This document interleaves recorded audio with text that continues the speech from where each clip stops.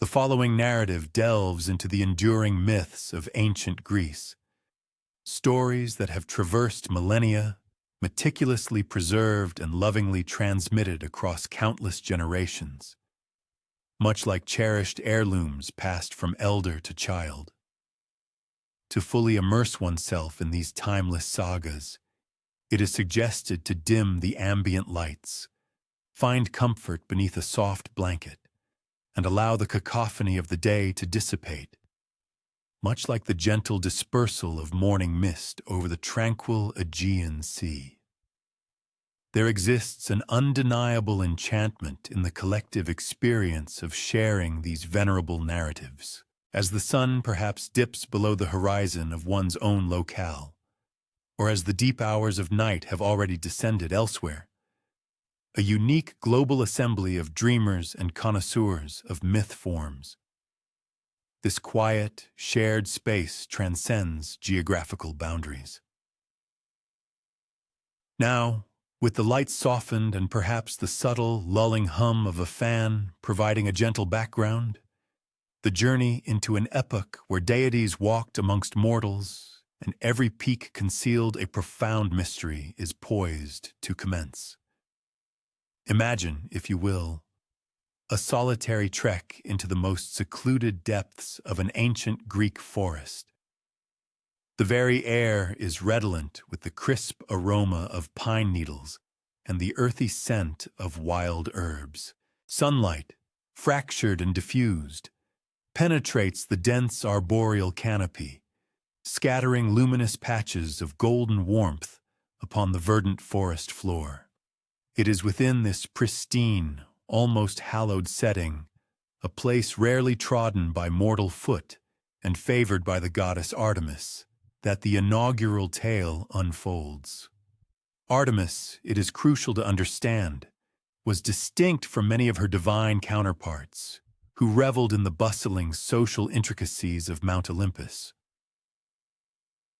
She reigned as the revered goddess of the hunt, the vigilant protector of untamed creatures, and a deity who held her solitude and privacy in paramount regard. While other gods engaged in opulent feasts and dramatic, often tumultuous disputations, Artemis sought solace in the serene wilderness, her sole companions being her loyal hunting retinue. On one particular afternoon, the goddess had pursued her quarry since the first blush of dawn. Her exquisite silver bow shimmered with a subtle brilliance in the shifting sunlight, and her devoted pack of hunting hounds moved with an almost ethereal silence beside her through the dense underbrush. Yet, as the sun ascended to its zenith in the azure sky, a different desire stirred within her. She yearned for the refreshing embrace of a bath. Concealed deep within this very forest, veiled by an ethereal curtain of cascading willow branches, lay Artemis's clandestine bathing pool. Its waters, perpetually cool and astonishingly limpid, were fed by a pristine, natural spring that bubbled forth from the earth's profound depths. The pool's bed was adorned with smooth, polished stones, while soft, verdant moss luxuriated upon the surrounding rocks. It was a locale so imbued with tranquility that it instinctively compelled hushed reverence, even in utter solitude. Artemis, with a graceful motion, parted the willow branches and entered her secluded sanctuary. Her hunting companions, the nymphs who had forsaken the rivers and trees to follow her, promptly assisted her in divesting herself of her hunting accoutrements. They carefully unlaced her sturdy leather boots, gently removed her quiver filled with gleaming silver arrows, and tenderly set aside her cherished bow. The goddess then stepped into the cool, inviting water, emitting a soft sigh of profound contentment.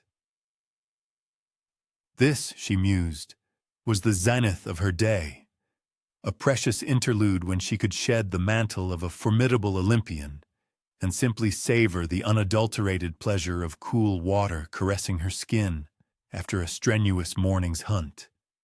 And now, the narrative takes a sudden, unforeseen turn. Not far distant, crashing through the forest with considerably less elegance than Artemis, was a young mortal hunter named Actaeon. Actaeon possessed remarkable prowess in the art of hunting, yet his navigational skills and attentiveness to his surroundings often left much to be desired. He had been relentlessly tracking a particularly elusive and cunning deer throughout the morning, its hoofprints leading him ever deeper into the ancient woodland. His devoted hunting dogs, their noses pressed to the earth, surged ahead, their focus singularly fixed upon the scent trail. However, Actaeon remained blissfully unaware that he was encroaching upon sacred ground. This specific expanse of the forest was consecrated to Artemis, and mortals were absolutely forbidden to trespass here. Naturally, no overt warnings or signs were displayed. This was the primordial era of ancient Greece, not a contemporary nature preserve. Nevertheless, an almost palpable essence permeated the air, a profound sense of ancient, formidable power that should have served as an unmistakable admonition for him to retreat. Actaeon pushed through an exceptionally dense thicket of bushes, drawn by the faint, inviting sound of flowing water. He surmised that the deer he had been pursuing might have paused there for a refreshing drink. His dogs had uncharacteristically fallen silent, a telltale sign that they were nearing their quarry. And then, abruptly, he found himself standing at the very edge of Artemis's secret pool. For a fleeting moment, time itself seemed to suspend its relentless march. Artemis was there, immersed in the water, encircled by her attendant nymphs, and she gazed upon this unexpected intruder with an expression of unadulterated shock. Her luminous silver eyes widened in disbelief, then narrowed with a dangerous intensity. One might reasonably expect Actaeon to have instantly offered profuse apologies and fled the scene. Such a reaction would undoubtedly have been the prudent course of action. Instead, he remained utterly transfixed, simply staring. Perhaps he was too stunned to react, or perhaps he was utterly captivated by the sight of an actual goddess. Or it could be that he simply could not reconcile the incredible vision before his eyes. Artemis's nymphs gasped in unison and instinctively moved to shield their revered mistress from view. Yet, their efforts were in vain. Actaeon had already witnessed what no mortal was ever meant to behold. And Artemis, the formidable goddess of the hunt and zealous guardian of privacy, was consumed by a righteous fury. But here lies an intriguing aspect of the Olympian deities. They rarely resorted to mere verbal reprimands when incensed. Their preference leaned towards inventive and often dramatic forms of retribution, and Artemis, in particular, displayed an exceptional flair for creative punishment when confronted with those who dared to violate her sacred privacy. She extended her hand and scooped up a handful of the cool spring water, but as it nestled within her palms, the water began to radiate with an ethereal, divine luminescence. Without uttering a single word, she flung the enchanted water directly into Actaeon's face. The water struck him with the sensation of liquid starlight. For a brief instant, Actaeon registered nothing but the refreshing coolness against his skin. Then, slowly, almost imperceptibly, a profound and unsettling transformation began to ripple through his being. It commenced with his reflection, shimmering in the tranquil pool. Where his familiar human countenance should have appeared, he beheld an entirely different visage staring back. His nose elongated and darkened. His ears grew, subtly shifting in form, migrating to the crown of his head. From his skull, Antlers, actual, nascent antlers, began to sprout. Actaeon attempted to cry out, to offer an apology, to articulate that he had harbored no intention of intruding. But when his mouth opened, no human words emerged. Instead, he heard the terrified bleat of a deer. His hands, when he cast his gaze downwards, were no longer hands at all. They had become hooves. His clothing, now disproportionately large, hung loosely upon his rapidly changing physique as he diminished in stature and underwent this profound metamorphosis. His human thoughts, remarkably, persisted, trapped within, yet his body was now entirely that of a magnificent stag.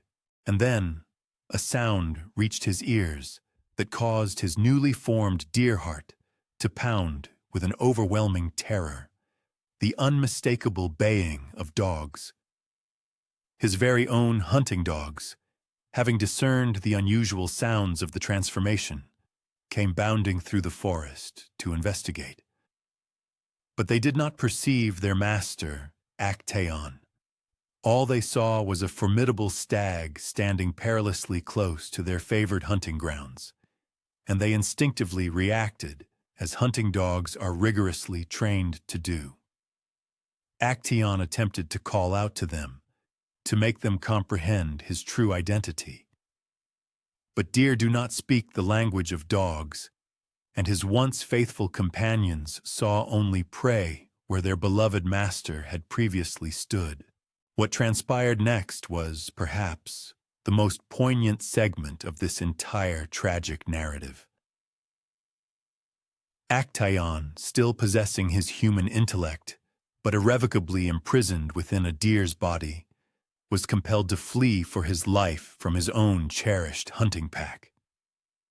He crashed wildly through the dense forest, leaping over fallen logs and expertly dodging between trees, while behind him, his dogs pursued with the same fervent enthusiasm they had always exhibited when hunting alongside him.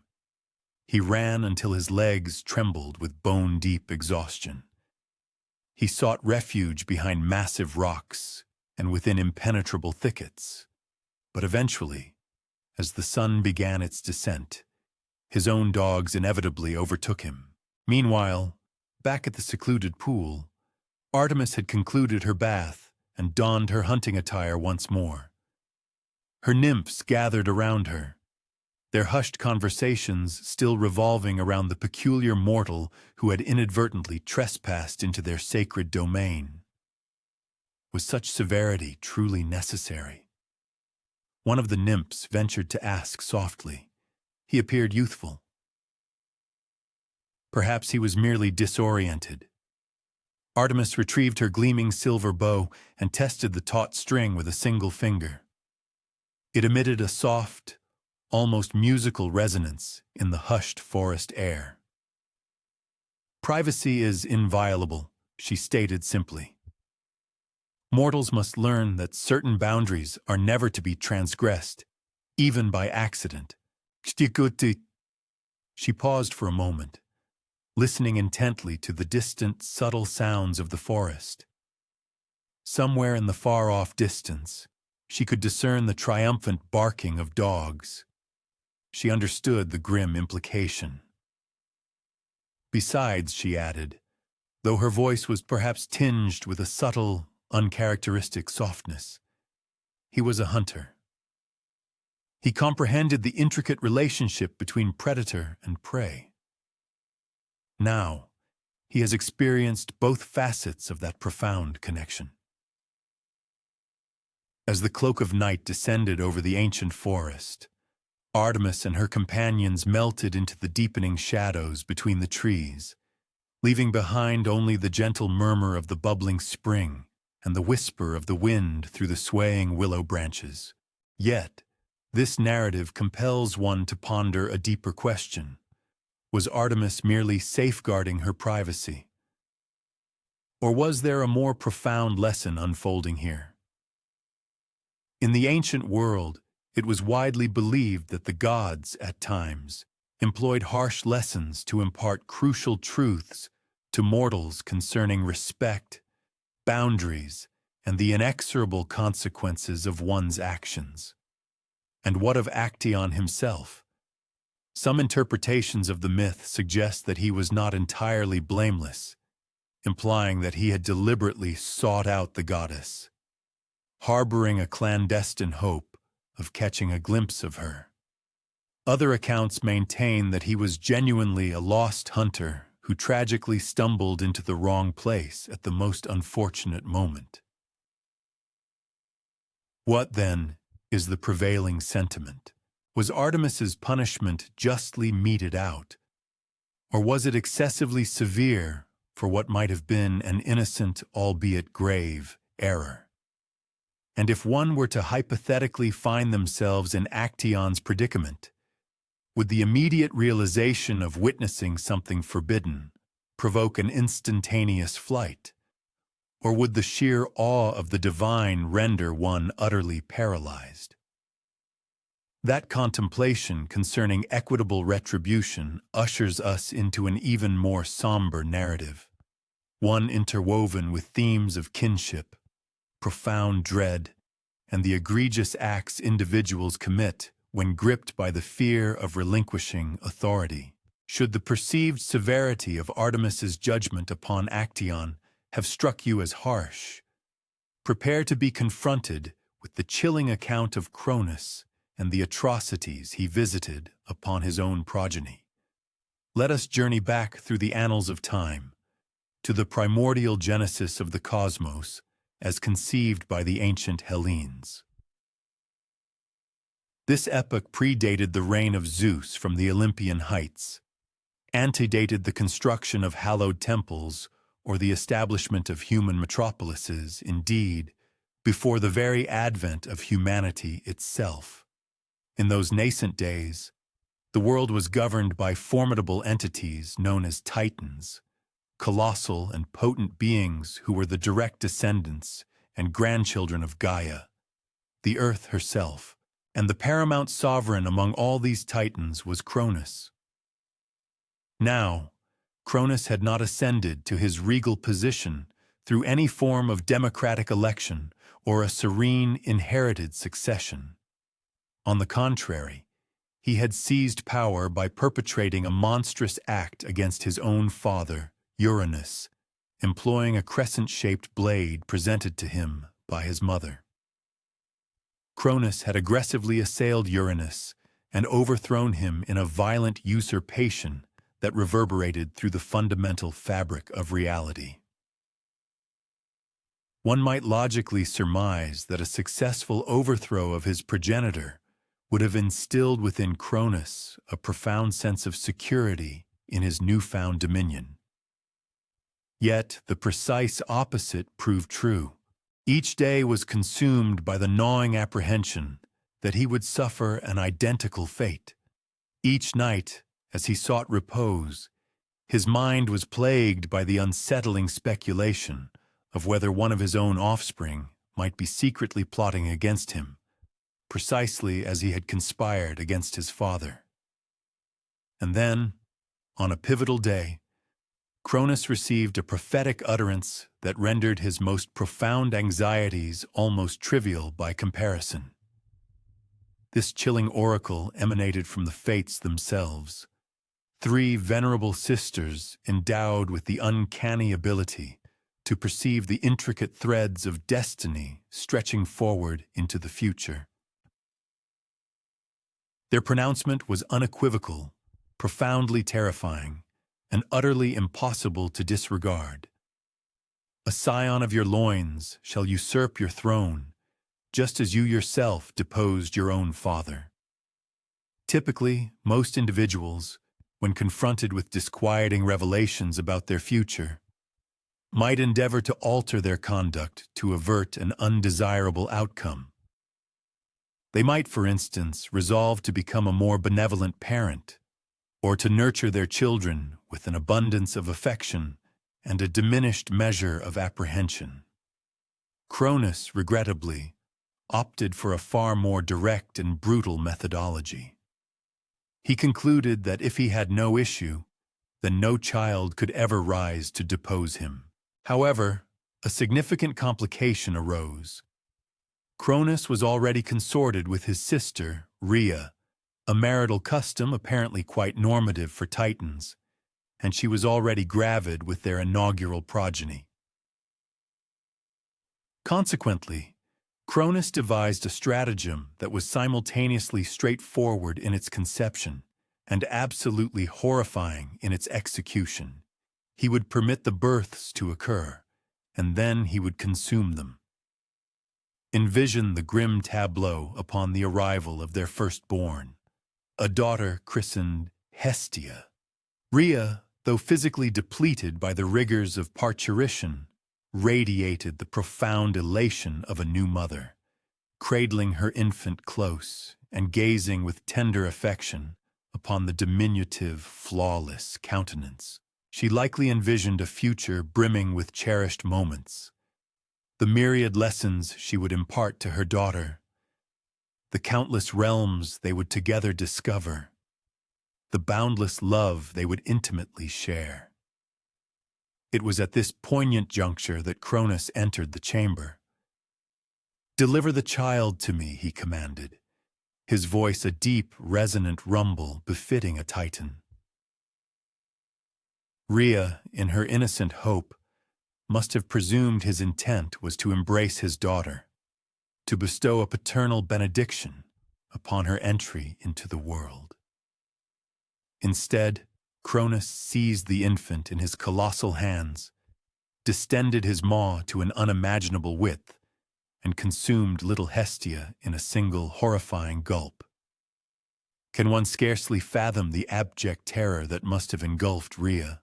Can one truly visualize her anguished cries, her frantic, futile endeavors to intercede, her utter incomprehension as to why her consort would perpetrate such an unspeakable atrocity? Yet, Cronus merely wiped his lips with a gesture of cold finality and departed, content in the conviction that he had neutralized at least one nascent menace to his dominion. The most profoundly distressing aspect of this saga is that this was no isolated paroxysm of insanity. With the birth of their second offspring, a daughter named Demeter, the identical horror unfolded. Cronus seized the infant and ingested her entirely. Subsequently arrived Hera, their third child, destined for the same grim fate. Then Hades, their inaugural son, vanished in a solitary swallow. And finally, Poseidon, their second son, another voracious gulp, another precious child, obliterated from sight into the abyssal maw of their father. A natural query might arise: where precisely did these progeny find themselves once consumed by Cronus? Were they consigned to oblivion? The revelation proved simultaneously unsettling and paradoxically reassuring, for as Cronus was an immortal Titan, so too were his offspring endowed with perpetual life. Therefore, their ingestion did not result in their demise. Rather, they discovered themselves ensnared within his vast internal cavity, alive, yet perpetually confined within an interminable gloom. One can attempt to conceptualize the plight of such a child, sentient, cogitating, able to discern the presence of their siblings in the profound obscurity. Yet, escape remained an impossibility. Growth, an unfulfilled potential. Exploration of the wider cosmos, a forbidden dream. Their only recourse was to endure, awaiting an uncertain fate within the warm, constricting confines of their paternal gullet. Concurrently, Rhea's despair and anguish deepened with the loss of each successive child. She supplicated Cronus, imploring him to cease his monstrous acts. She endeavored to conceal herself during the onset of labor. She appealed to other Titans for succor, yet Cronus's sovereign authority was absolute, and fear of his wrath rendered all others unwilling to intervene.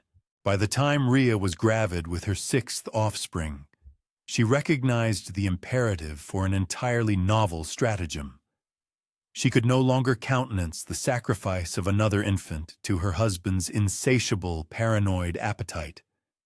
Thus, she conceived a scheme that was as ingenious as it was fraught with perilous uncertainty. Upon the imminent arrival of her sixth child, Rhea deliberately eschewed their palatial residence. Instead, she journeyed to a secluded grotto nestled on the distant island of Crete. There, attended by benevolent nymphs who diligently muffled the sounds of her travail, she brought forth a son, whom she christened Zeus.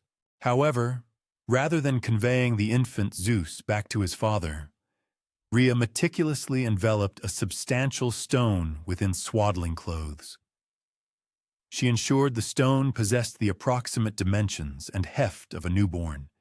She even adorned it with a diminutive cap, so that from any appreciable distance, it would convincingly resemble a genuine infant. Subsequently, she returned to their abode and presented this artifice to Cronus. One might naturally assume that a father would possess the discernment to distinguish between an actual infant and a mere rock enshrouded in blankets. Yet it is crucial to recall that Cronus harbored no paternal inclinations. His singular preoccupation was the annihilation of prospective challenges to his supremacy, so much so that he never deigned to truly observe his progeny before their ingestion. Consequently, when Rhea proffered the swaddled object, Cronus accepted it without genuine scrutiny and consumed the stone in its entirety, precisely as he had devoured his 5 preceding offspring. In the interim, the infant Zeus remained sequestered within the cavern on Crete, where he was nurtured by the devoted nymphs and sustained by the sweet essence of honey and the nourishing milk of Amalthea, a wondrous goat. With each passing day, he augmented in stature and might, and with unwavering regularity, Rhea visited him clandestinely, recounting harrowing narratives of his siblings imprisoned within their father's gullet. As Zeus matured from infancy into a vigorous young man, he assimilated the profound understanding of his father's debilitating terror and the monstrous deeds that this fear had compelled him to commit. And thus, deliberately and with growing resolve, Zeus commenced the intricate formulation of his retribution. Yet, what renders this narrative especially compelling is not merely Zeus's intent to exact punitive measures upon his father for his inherent cruelty. His overarching objective also encompassed the liberation of his imprisoned brethren and sisters, in stark contrast to Cronus, who perceived his progeny solely as existential menaces. Zeus regarded them as kin, entitled to their freedom. A profound query gnawed at Zeus' consciousness as he meticulously orchestrated his design. Was he fated to replicate his father's tyrannical pattern? Would the act of overthrowing Cronus merely transform him into another despotic sovereign, condemned to fear and ultimately annihilate his own descendants in due course? Or could he decisively rupture the sanguinary cycle of violence that had originated with Uranus, passed to Cronus, and now loomed to perpetuate through him? What underlying impetus, one might ponder, propels an individual to perceive their own offspring as adversaries?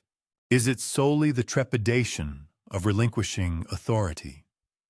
Or does it signify a more profound deficiency, an intrinsic incapacity to prioritize the affection for others above one's own self-preservation? Addressing the recurring motifs of violent successions and their unforeseen repercussions. Our subsequent narrative commences with an outcome of unparalleled beauty, blossoming from one of the most ferocious acts chronicled in all of mythological lore. Occasionally, the Hellenic bards appear to suggest even the most dreadful occurrences possess the latent capacity to engender something truly magnificent. Do you recall the manner in which Cronus deposed his father, Uranus, employing that formidable curved blade? Indeed, the venerable narrators of antiquity held very precise conceptions regarding the aftermath of that brutal incident. They posited that when Uranus sustained his grievous injury, droplets of his immortal ichor descended into the vast expanse of the sea. And from that sacred sanguine fluid, commingling with the effervescent foam and saline waters of the ocean, a phenomenon of astounding wonder began to coalesce. Visualize the tableau, the cerulean expanse of the Mediterranean Sea on a morning of such profound tranquility that its surface mirrored polished obsidian. The nascent sun was just commencing its ascent, suffusing the firmament with delicate gradients of roseate and auric hues. Minor undulations caressed the coastline with a gentle rhythm, depositing the customary maritime offerings, fragments of lustrous sea glass, intriguing conches, and intricate skeins of kelp. Yet, on this specific dawn, the incoming swells bore an unprecedented marvel. Initially, it presented as mere spume, the ephemeral white froth generated when breakers collide with rocky outcrops. However, this particular effervescence was distinctly anomalous. It shimmered with an ethereal, nacreous luminescence. Unlike conventional foam, it did not dissipate. Instead, it expanded in both size and radiance as it drifted inexorably towards the shore. And then, with a gradual, exquisite grace, a form began to materialize from within the incandescent froth. This, indeed, was Aphrodite, the resplendent goddess of affection and aesthetic perfection, emerging in her nascent glory from the very bosom of the ocean. The ancient Hellenic imagination held very precise conceptions regarding the ultimate form of beauty in existence. Aphrodite was not merely aesthetically pleasing. She was, in essence, the very embodiment of pulchritude made manifest. Her tresses, a cascade of radiant gold, seemed to capture and reflect the effulgent morning sun. Her complexion possessed the pristine, unblemished smoothness of a perfectly formed pearl. Her gaze, deep and captivating, mirrored the cerulean expanse of the ocean on a tranquil summer's day. Yet, beyond her exquisite physical attributes, an intangible aura enveloped Aphrodite, enhancing the loveliness of her entire surroundings. The frothy sea foam that embraced her shimmered with the brilliance of countless diamonds. The commonplace seashells scattered at her feet transformed, by her presence, into objects of rare, precious beauty. Even the seagulls, as they soared overhead, appeared to navigate the skies with an unprecedented grace when she was near. As Aphrodite completed her initial descent onto the terrestrial realm, an astonishing phenomenon unfolded. Vibrant flowers burst forth in her wake. These were no ordinary blossoms, but roses of unparalleled beauty and intoxicating fragrance, such as no mortal eye had ever beheld. The very earth itself seemed to exult in her arrival. What proves particularly fascinating about this seminal moment, however, is that Aphrodite emerged fully formed, endowed with an inherent and comprehensive understanding of her identity and the full scope of her divine capabilities. In stark contrast to human infants, who must painstakingly acquire all knowledge, she instantly comprehended her status as a goddess and recognized her dominion over love in all its myriad expressions. And love, as Aphrodite would swiftly discover, possessed a far greater intricacy than the simple evocation of happiness. Her immediate observations centered on the profound impact her presence exerted upon the living creatures in her vicinity. A pair of dolphins, previously engaged in a solitary swim near the shoreline, spontaneously commenced an elaborate and synchronized courtship ritual, leaping and spinning through the water with an exquisite, fluid grace.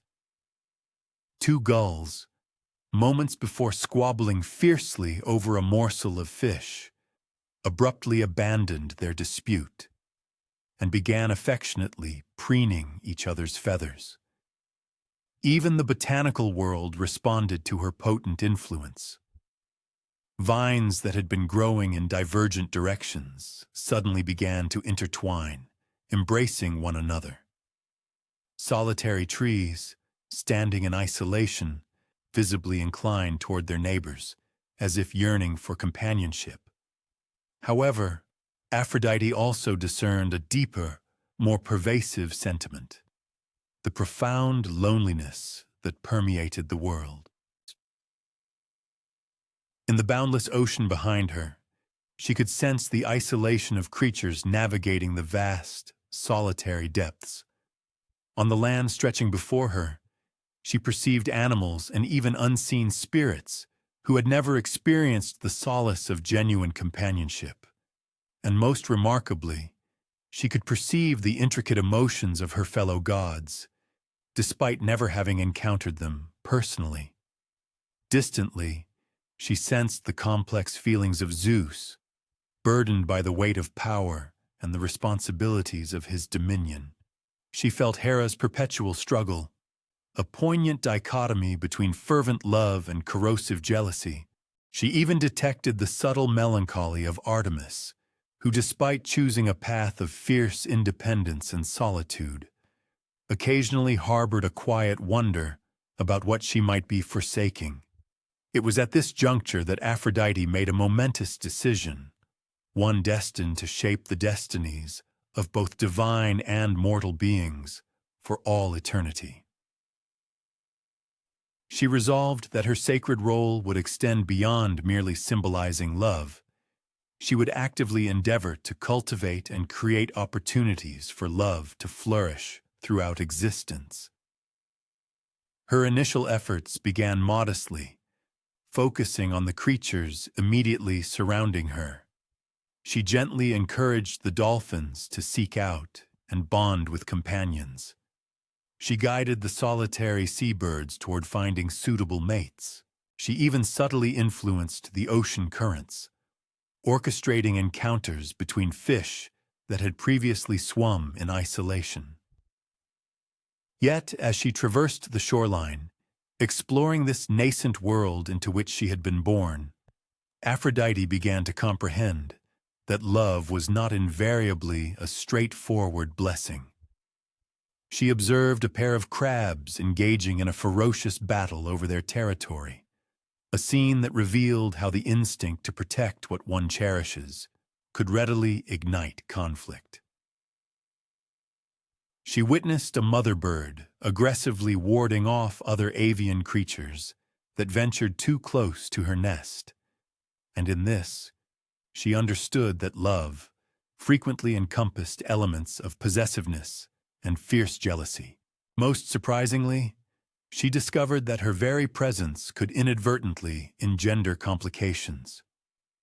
As she passed by a group of young dolphins, they were instantly, overwhelmingly infatuated with her, forsaking their existing relationships and following her along the coast with single-minded devotion.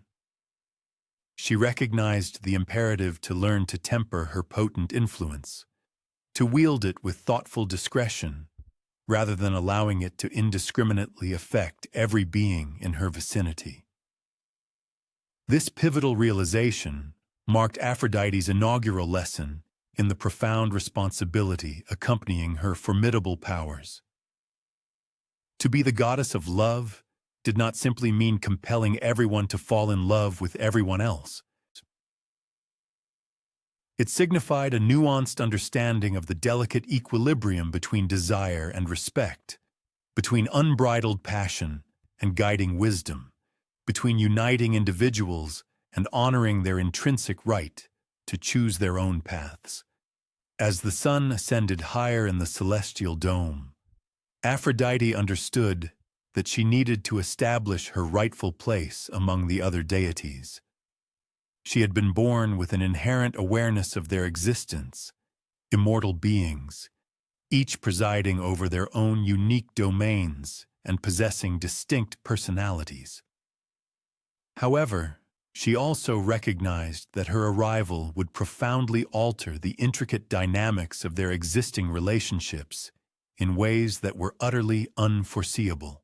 After all, what transpires when the very goddess of love materializes within a divine family already fraught with its own share of complicated entanglements and emotional baggage? What consequences unfold when an entity capable of influencing the deepest emotions joins a pantheon of powerful beings who are not always adept at managing their own tumultuous feelings? Aphrodite stood at the water's edge, her gaze sweeping across the limitless sea that had birthed her, then turning to survey the vast land where her new existence beckoned. The gentle breeze playfully stirred her golden hair, and around her feet, roses continued their miraculous bloom. She was resplendent, omnipotent, and eternal. Yet in a profound sense, she was also utterly alone. She was the sole being of her kind, the unique embodiment of love itself. How, then, does one forge authentic relationships when one's very presence automatically sways the emotions of others?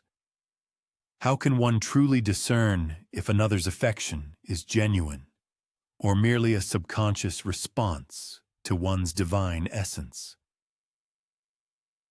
These were the weighty existential questions Aphrodite carried within her as she embarked on her first steps away from the ocean and commenced her journey toward Mount Olympus, where the other gods awaited, unknowingly, the advent of love incarnate. And perhaps these are the enduring questions that humanity continues to grapple with in the contemporary age. How do we reconcile the profound desire to be loved with the fundamental need to remain authentic to ourselves? How can we truly ascertain when our feelings for another are deeply genuine, and when they are merely a superficial reaction to outward attractions? How do we extend love to others while steadfastly preserving our own intrinsic identity?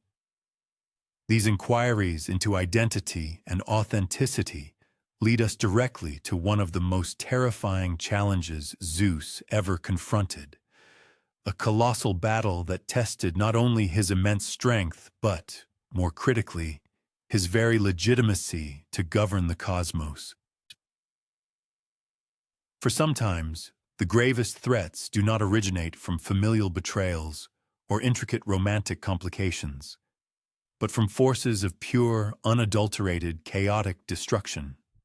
By this point, Zeus had successfully orchestrated the overthrow of his tyrannical father, Cronus, liberated his siblings from their ghastly imprisonment within their father's stomach, and firmly established himself as the supreme king of the gods on Mount Olympus.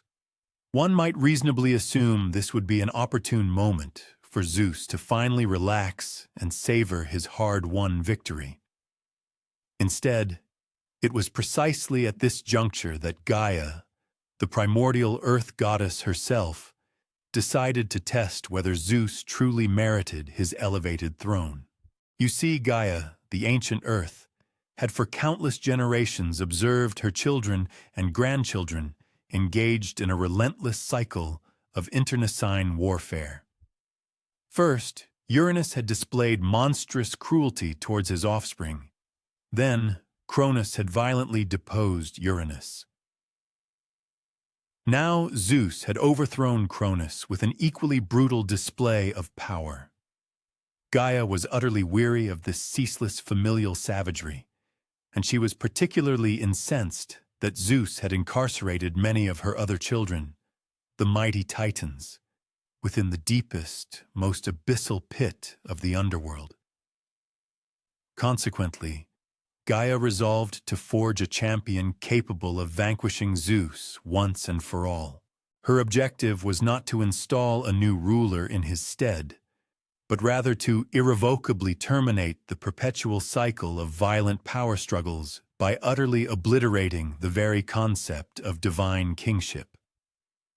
She withdrew into the deepest, most secluded caverns beneath the earth's crust, where the primordial rock remained molten and the very air shimmered with incandescent heat.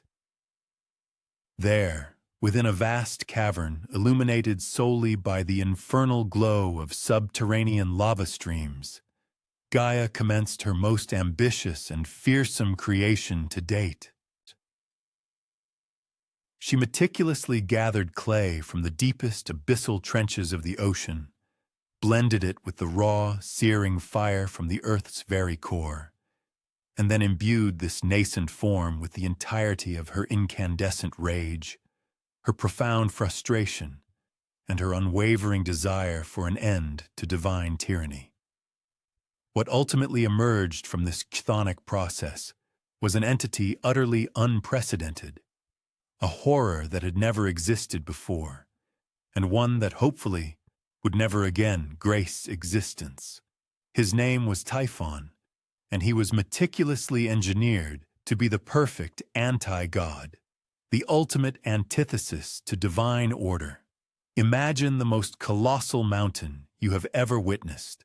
Then, envision that immense mass imbued with the capacity for movement, thought, and an all-consuming hatred. Typhon was of such staggering height that when he stood erect, his monstrous head scraped against the distant stars. His eyes blazed with the searing intensity of miniature suns. In place of hair, a writhing mass of venomous serpents covered his scalp, each one capable of delivering a bite lethal enough to extinguish the lives of 100 mortals. But perhaps his most terrifying attribute lay in his hands. From his elbows downwards, instead of conventional arms and hands, Typhon possessed 100 monstrous dragon heads. Each of these heads could unleash a distinct form of cataclysmic destruction.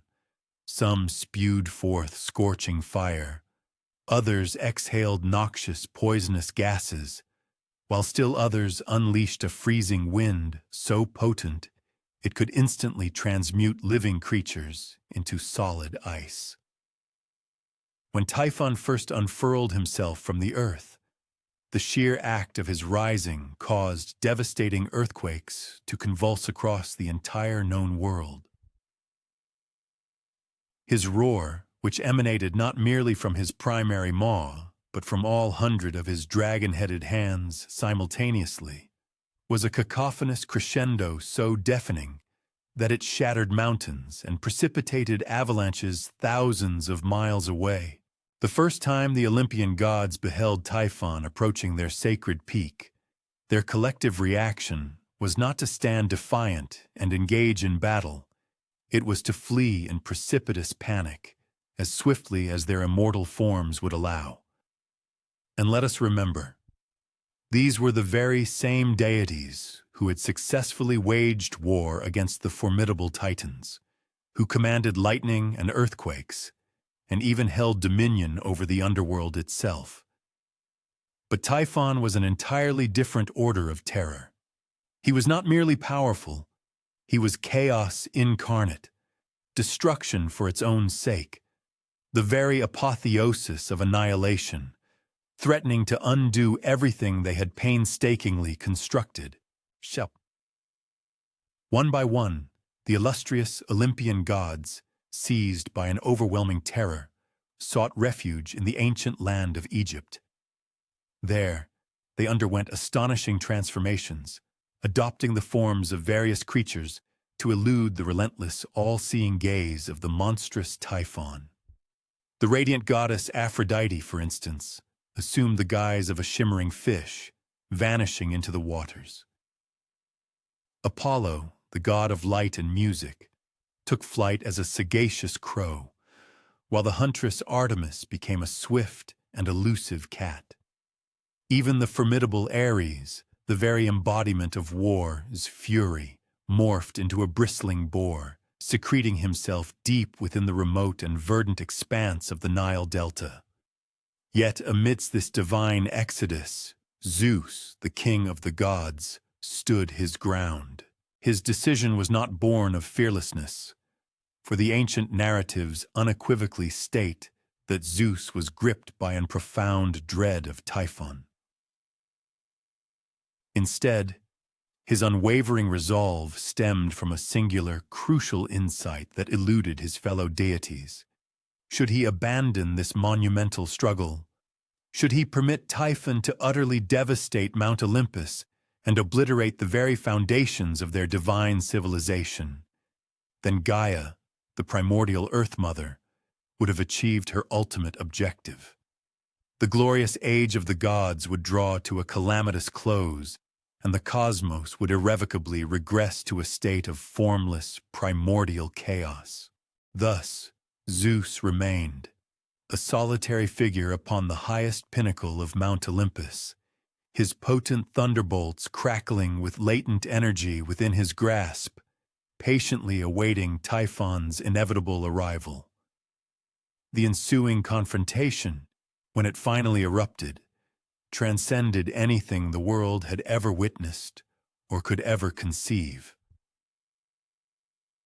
Zeus unleashed a barrage of lightning bolts, each projectile a searing flash, bright enough to instantly blind any mortal observer, and accompanied by a deafening peal that reverberated across continents. Despite this overwhelming display of celestial power, Typhon appeared largely impervious. The lightning strikes merely left superficial scorch marks upon his craggy, formidable hide, failing to impede his relentless advance. Simultaneously, Typhon's 100 serpentine heads spewed forth a terrifying panoply of destructive forces at Zeus. Infernal flames capable of melting solid bronze, virulent poisons that caused all plant life for miles around to wither and perish, and an abyssal cold that threatened to freeze the very air solid.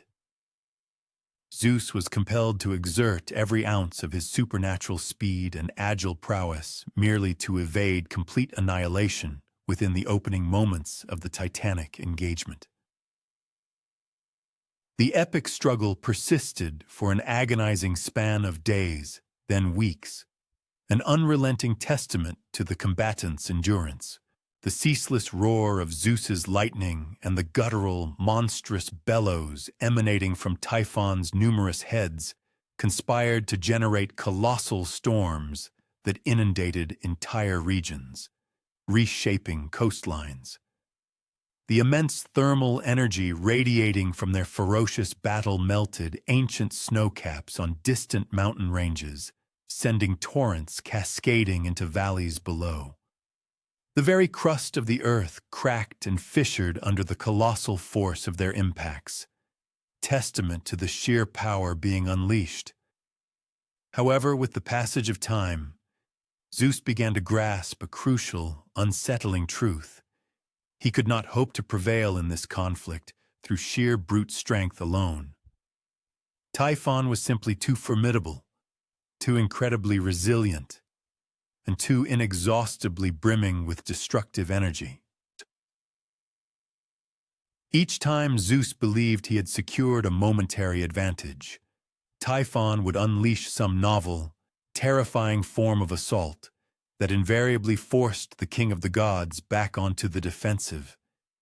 It was at this critical juncture that a distant memory resurfaced in Zeus's mind, a piece of ancient wisdom imparted by his grandmother, Gaia, long before their relationship had soured into enmity. She had once revealed that the earth itself was the quintessential source of all strength, yet also cautioned that this very earth could be weaponized against those who sought to destroy rather than to preserve. Consequently, instead of persisting in his futile attempts to directly obliterate Typhon, Zeus embarked upon a radically different approach. He began to employ his lightning not as instruments of direct harm, but rather as precision tools. He strategically struck the ground in the vicinity of Typhon, not aiming to wound the colossal monster directly, but rather to trigger immense rock slides and devastating avalanches. Initially, this novel tactic seemed utterly ineffectual. Typhon effortlessly pulverized the falling boulders as if they were mere pebbles. Undeterred, Zeus persevered, continuing his relentless strikes, perpetually instigating landslides and steadily piling stone upon stone. Gradually, almost imperceptibly, the accumulating debris began to encircle and restrict Typhon's massive feet. It demanded yet another full week of unwavering, concentrated lightning strikes from Zeus. But eventually, he succeeded in burying Typhon up to his waist in a formidable mass of loose rock and geological detritus. The colossal monster, though severely hampered, continued its furious struggle, still belching forth its destructive emanations from its dragon heads. But crucially, it was no longer capable of movement. This was the precise moment Zeus initiated his final, desperate gambit. Abandoning any notion of outright slaying Typhon, which might have proven an impossible feat regardless, Zeus instead leveraged his formidable power over earthquakes to cleave open the very earth beneath the now immobilized monster. Then, with a cataclysmic lightning strike, more potent and devastating than any he had ever conjured, he caused an entire mountain to collapse directly upon Typhon. The gargantuan peak that ultimately entombed Typhon was none other than Mount Etna. According to the ancient Greeks, the monstrous Typhon remains perpetually imprisoned beneath its immense weight to this very day. Each time the volcano erupts, they believed it was a manifestation of Typhon's ongoing struggle. He is still down there, seething with eternal rage, still breathing fire and desperately striving to break free from his stony prison. However, what lends this narrative a particularly compelling dimension is that Zeus's triumph was not achieved through superior physical might over Typhon, but rather through a profound intellectual advantage. He emerged victorious by exercising strategic patience instead of relying solely on raw power, by engaging in meticulous tactical thinking rather than merely fighting with greater ferocity. When the other Olympian gods finally returned from their Egyptian sanctuary and discovered Zeus, exhausted but undeniably triumphant amidst the desolate ruins of the battlefield, they inquired how he had managed to vanquish a foe that had instilled such terror in all of them. Zeus's reply was disarmingly straightforward. "I did not defeat him by being more powerful. I defeated him by remembering what I was fighting for." And perhaps this profound insight resonates far beyond the confines of ancient mythology, offering a timeless lesson. Occasionally, the most formidable challenges we encounter in our own lives cannot be surmounted by simply redoubling our efforts or by striving to be physically stronger. Sometimes, these situations demand that we pause, step back, engage in careful contemplation, and consciously recall what truly holds significance for us. This potent concept of remembering one's ultimate purpose in a struggle brings us to another of the most celebrated heroes in the rich tapestry of Greek mythology, and a story that illustrates how, at times, the most pivotal battles are waged not against monstrous beasts, but against the very systemic injustices that give rise to such monstrosities in the first place.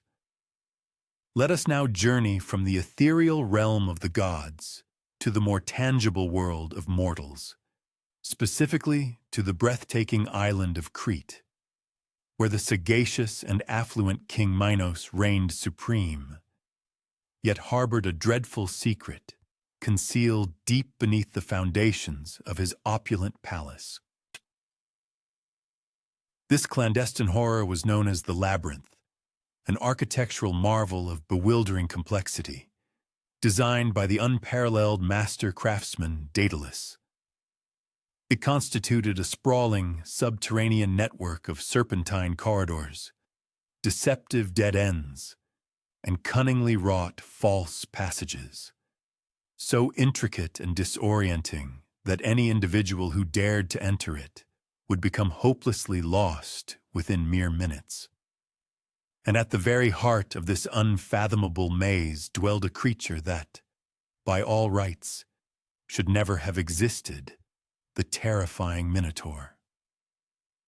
Indeed, the genesis of the Minotaur was itself a deeply tragic tale, a stark confluence of divine retribution and devastating human hubris.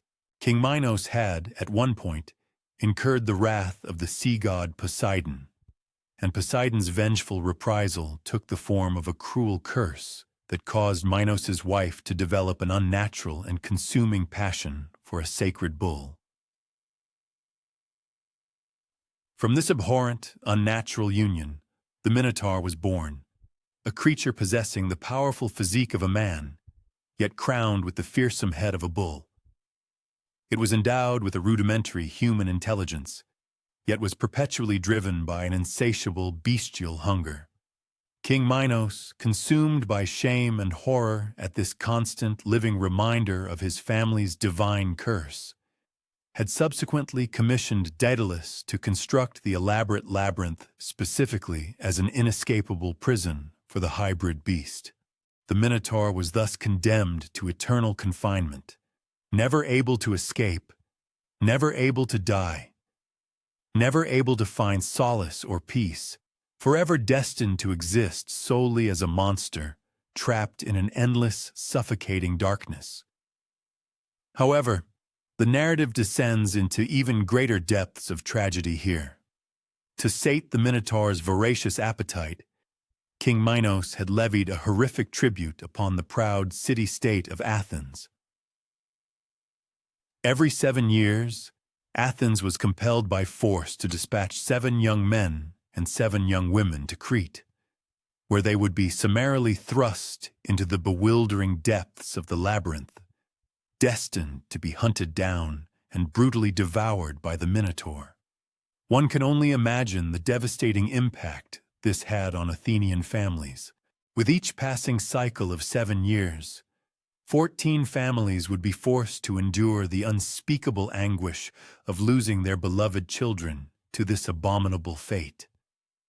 The unfortunate victims were selected through a cruel lottery system, which meant that every family with young offspring lived in a perpetual state of agonizing dread, consumed by the fear that their son or daughter might be chosen next for sacrifice. It was precisely into this grim and oppressive atmosphere that our hero, Theseus, stepped forth. Theseus was the legitimate son of King Aegeus of Athens, though he had spent his formative years far removed from the grandeur of the royal palace, having been raised by his mother in a tranquil coastal town. He had only recently arrived in Athens, and by chance, discovered his true royal heritage. Consequently, when the time arrived for the 3rd iteration of the dreadful tribute to be dispatched to Crete, Theseus was witnessing this profound tragedy unfold for the very first time. He watched in horrified silence as the 14 young Athenians were selected by lot. He observed the heart-wrenching weeping of their families and saw the profound, resigned despair etched into the eyes of the young victims themselves. He listened intently as the older, more jaded citizens explained that this was simply the unalterable way of things, that there was no conceivable advantage in attempting to defy King Minos and his terrifying monster. Yet Theseus, being youthful and not yet jaded or broken by years of passively accepting the unacceptable, posed a deceptively simple question. Why do we not simply refuse to send the tribute? The disheartening answer he received was that King Minos's formidable navy was overwhelmingly powerful. Should Athens dare to refuse the tribute, Minos would undoubtedly launch an invasion and utterly obliterate the city entirely. Therefore, the grim consensus was that it was a lesser evil to sacrifice 14 young lives every 7 years than to risk the complete destruction of the entire Athenian populace. This cold, pragmatic logic failed to satisfy Theseus in the slightest. Instead, he made an astonishing announcement that sent shockwaves through everyone present, including his own father. He declared that he would volunteer to be one of the 14 tributes, and he would personally slay the Minotaur. King Aegeus was utterly aghast. He had only just been joyously reunited with his long-lost son, and now Theseus was proposing to recklessly squander his life on what appeared to be an utterly impossible endeavor. Over the years, dozens of young people had already been sent into the treacherous labyrinth, and not a single one had ever re-emerged alive. Many of these had even been highly trained warriors. What gave Theseus the audacious belief that he could succeed where all others had so miserably failed? Theseus's profound answer, however, illuminated a crucial aspect of his character. He declared, "Perhaps I cannot kill the Minotaur, but I can ensure that I am the last person who dies trying." It became apparent that Theseus possessed a meticulously crafted strategy that extended far beyond merely engaging the monstrous beast in combat. He had dedicated himself to meticulously studying every available piece of information concerning the labyrinth, consulting with Daedalus's former apprentices, and assiduously learning about its intricate construction and deceptive layout. He firmly believed that the true, paramount challenge was not the act of slaying the Minotaur itself. It was the formidable task of successfully navigating the labyrinthine passages and escaping the maze afterward. Thus, when the ship bearing the 14 fated tributes finally docked in Crete, Theseus was not merely equipped with conventional weaponry.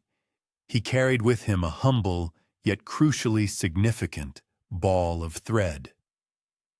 Before delving into the renowned stratagem of the thread, there exists a preceding chapter to this narrative, one frequently neglected in its telling. As Theseus meticulously prepared for his fated confrontation with the fearsome Minotaur, he unexpectedly drew the gaze of Ariadne, the royal daughter of King Minos.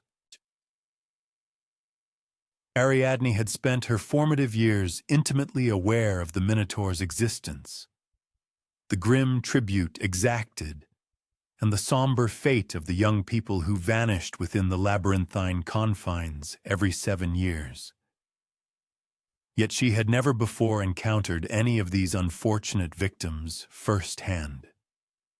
They were invariably sequestered from the royal household, treated not as individuals, but as mere offerings destined for sacrifice.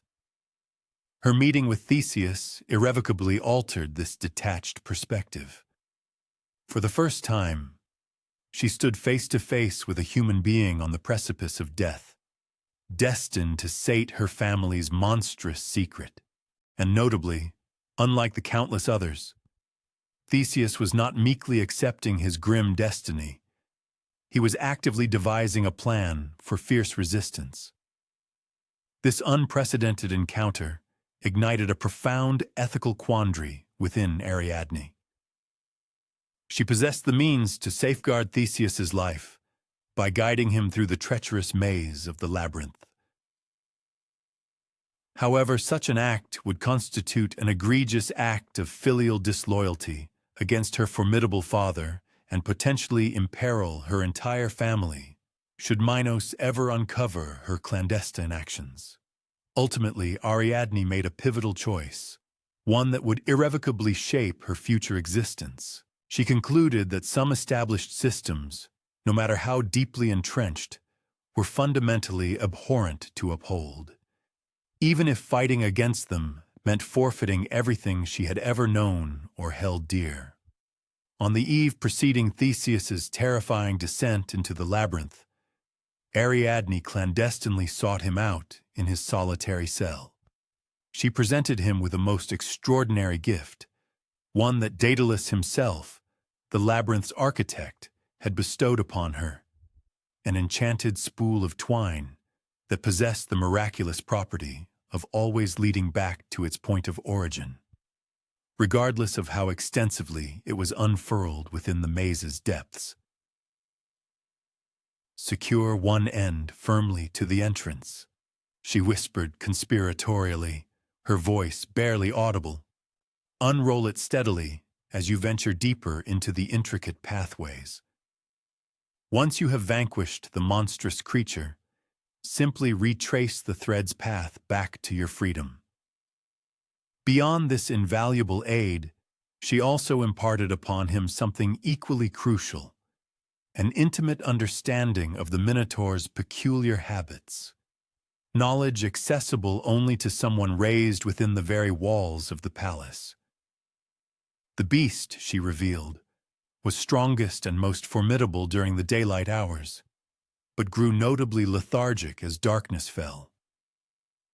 It possessed a near-total blindness, yet compensated with an exquisitely developed olfactory sense.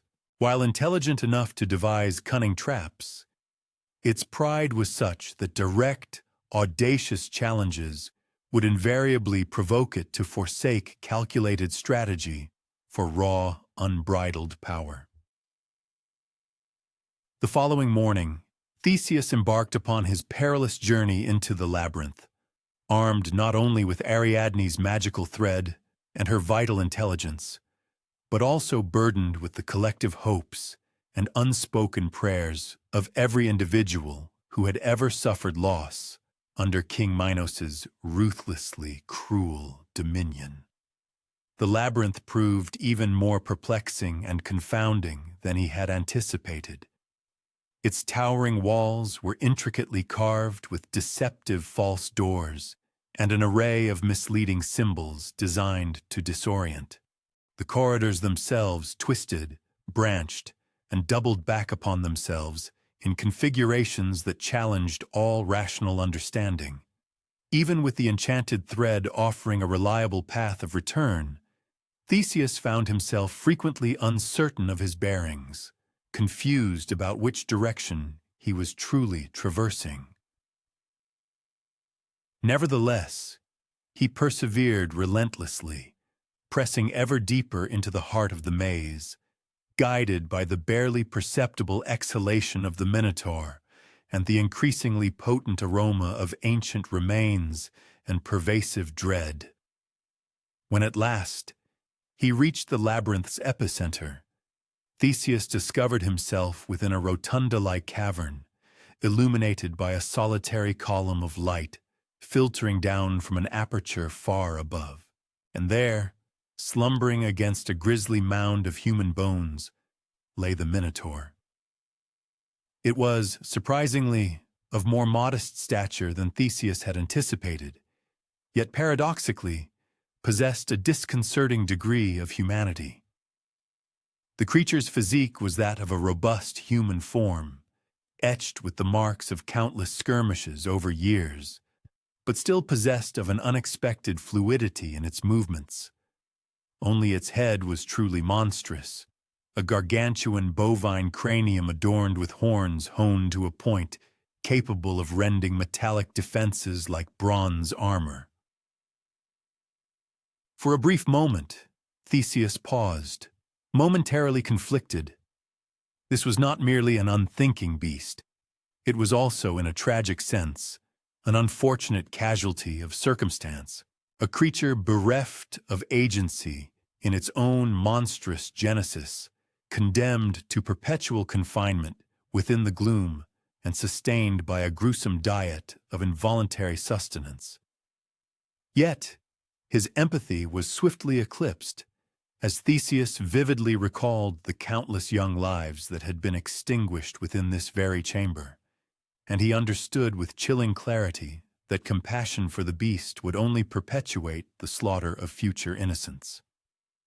The ensuing battle, though surprisingly swift, was no less arduous. The Minotaur fought with the desperate, primal fury of a creature long imprisoned, its movements imbued with a savage, cornered ferocity.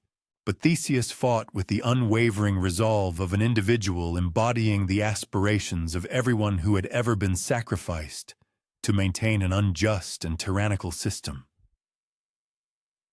Once the grim confrontation concluded, Theseus meticulously followed Ariadne's enchanted thread back through the serpentine corridors until he emerged at the labyrinth's entrance.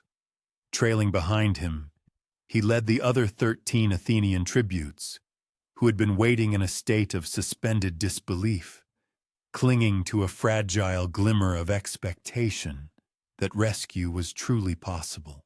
However, the saga of Theseus does not conclude with his triumphant escape from the island of Crete. For the slaying of the beast merely marked the genesis of a far grander endeavor, dismantling the oppressive framework responsible for the monster's very existence. And that perhaps constitutes the profoundest moral insight of this ancient tale. Sometimes the true courage lies not in confronting the immediate peril of a monstrous adversary, but in undertaking the arduous, protracted labor of laboriously constructing a society where such abominations cannot take root, a world where they are rendered utterly superfluous. Consider for a moment the most peculiar cranial affliction in the annals of the cosmos. One awakens to a morning where the sensation within one's head feels as though it might cleave asunder. But for Zeus, the paramount sovereign of all deities, such discomforts are seldom mundane. This particular dawn on the celestial peaks of Mount Olympus commenced like any other. Helios, the radiant sun god, had just begun to guide his fiery chariot across the azure firmament, casting a soft, golden luminescence upon the gleaming marble columns of the grand palace. Zeus himself had been traversing the majestic corridors of his abode, one hand pressed firmly against his forehead, striving to comprehend the singular discomfort that had been intensifying over a protracted period of days. Months prior, it must be understood, Zeus had received a disturbing oracle. The Fates, those venerable arbiters of destiny who spun the very fabric of existence, had whispered a prediction that made even the formidable Olympian thunder god falter. They foretold that Metis, his initial consort and the revered goddess of wisdom, would bear him a progeny destined one day to usurp his dominion, mirroring Zeus's own overthrow of his father, Cronus. Zeus, acting with characteristic decisiveness, had done what seemed logical at the time, though it strikes modern sensibilities as quite bizarre. He had ingested Metis entirely, convinced that this drastic measure would avert the fulfillment of the dire prediction. However, sagacity, as it demonstrably proves, is not so readily suppressed. Even within the very being of Zeus, Metis persisted in nurturing their progeny, and that nascent life continued its development, learning and growing within the most improbable of gestational chambers imaginable. For an extended period of months, Zeus perceived the child stirring, cogitating, and even fashioning intricate objects inside his head. One might indeed ponder the peculiar sensation of having someone engaged in constructive endeavors within one's own cranium. The sound of minuscule mallets upon metallic surfaces resonated through Zeus's mind day and night. The child, it appeared, was already engaged in industrious labor, already manifesting creativity, already making ready for its eventual emergence into the external world. On this particular morning, however, the discomfort had escalated to an intolerable degree. Zeus, in his agony, commanded the presence of Hephaestus, the deity of the forge and artisanship, who also happened to be his son. Hephaestus arrived at the resplendent palace bearing his bronze axe, still warm from the forge, with soot streaked across his brawny limbs, wondering why his father had commanded his immediate presence with such pressing haste. "My head," Zeus articulated simply, and Hephaestus, with the innate comprehension common among divinities, understood instantly, transcending the need for verbose elucidation. Hephaestus had, in fact, been expecting this day, having even contemplated it in his workshop during quiet afternoons, when the only sounds were the measured clangor of mallet against iron block. They stood together upon the palace's most elevated eyrie, where the dawn's atmosphere was crisp and unblemished. Below them, the human realm pursued its customary routines, farmers diligently inspecting their verdant olive orchards, fishermen patiently repairing their fishing apparatus, children joyfully engaging in play within dusty courtyards. None of them were aware of the impending spectacle, that they were about to witness the miraculous birth of a goddess. Hephaestus, with practiced hand, raised his axe, and with a singular, meticulously aimed blow, he expertly cleaved Zeus's brow.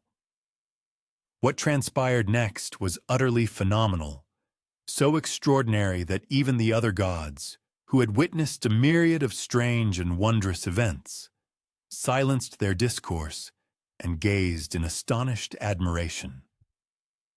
From Zeus's head emerged a mature female figure, already dressed in a resplendent panoply seemingly forged from celestial luminescence. Her helmet, catching the nascent morning sun, reflected it in dazzling effulgence. Her spear was impeccably poised, her shield burnished to a reflective sheen. This was Athena, the venerable goddess of wisdom and warfare, born not as a vulnerable neonate, but as a fully realized entity, prepared to assume her rightful station among the Olympian pantheon.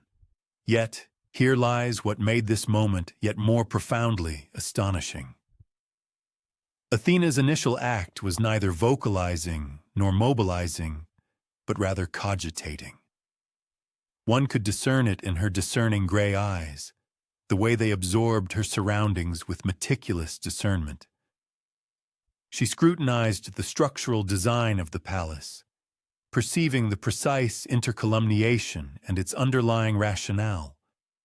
She observed the way light moved across the marble floors and comprehended the inherent mathematical principles governing its play. When she finally spoke, her voice was serene and deliberate. "Father," she addressed Zeus, "I understand now why I was sheltered within your mental confines. The world has a multitude of tasks awaiting execution." Zeus, gently caressing his instantly restored brow, beamed with a dual sensation of alleviation and paternal satisfaction.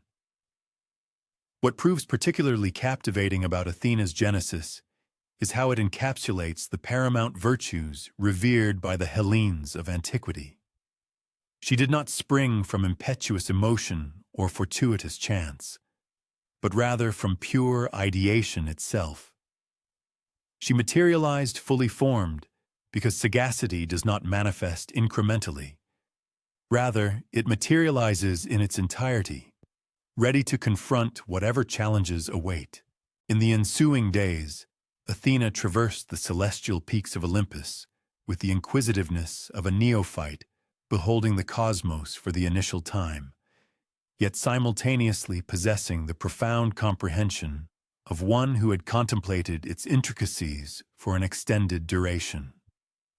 She sought out Hephaestus in his workshop and assimilated knowledge pertaining to fabrication and construction. She conversed with Apollo about the arts of music and poetry, instantly grasping the symbiotic relationship between cadence and measure in the generation of aesthetic appeal. What truly captivated her gaze, however, was the vibrant panorama of the mortal realm unfolding beneath her. From her celestial perch, she observed burgeoning cities grappling with the intricacies of civic order, individuals striving to unravel the complexities of jurisprudence and administrative frameworks, and artisans meticulously endeavoring to refine their crafts. It was within this sphere that her unique sagacity was most urgently required. The inaugural metropolis Athena elected to assist was destined to bear her illustrious appellation, Athens. Its inhabitants were immersed in earnest discourse concerning the optimal structuring of their communal existence, diligently seeking equitable methodologies for collective deliberation. Athena monitored their fervent discussions with profound interest, noting their discernible struggle with conundrums that appeared utterly devoid of facile resolutions. She manifested herself to them not as a dominant divine conqueror, but rather as an enlightened instructor. In the city's central agora, she imparted the foundational techniques of ceramics, textile artistry, and olive arboriculture. These were not arbitrary proficiencies. Each represented a distinct facet of profound insight.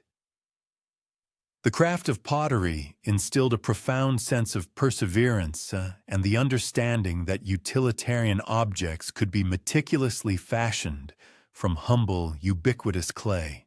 Weaving illuminated the principle that disparate filaments, when harmoniously arranged, coalesce into a fabric of superior resilience and aesthetic appeal than any single strand.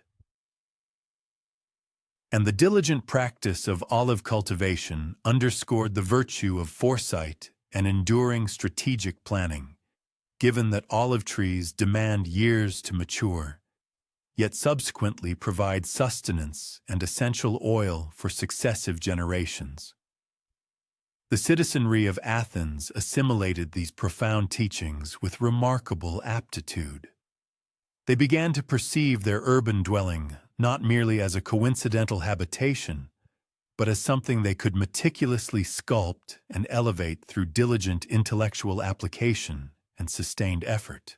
Consequently, they pioneered innovative structures of civic administration, novel methodologies for collective deliberation, and progressive pedagogical approaches that championed rigorous analytical thought in addressing complex challenges.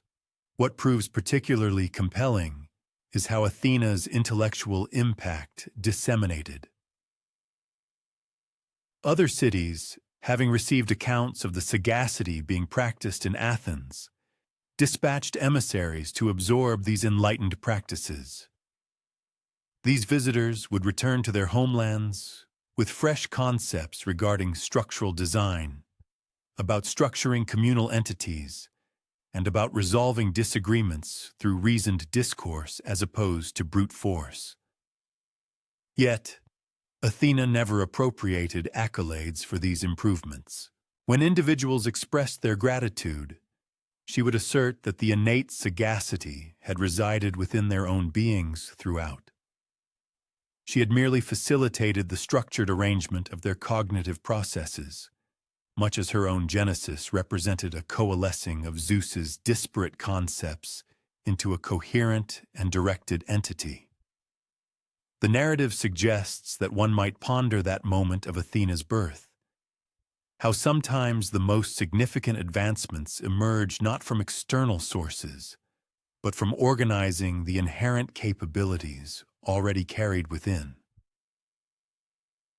It compels one to consider how many ideas might be quietly incubating in an individual's own thoughts at any given moment, awaiting the opportune instant to emerge, fully formed.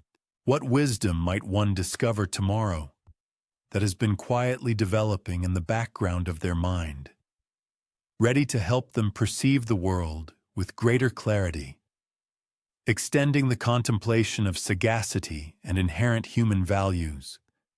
One delves into the narrative of a monarch who presumed precise knowledge of his desires, only to discover that the fulfillment of wishes does not invariably manifest as the benediction one anticipates.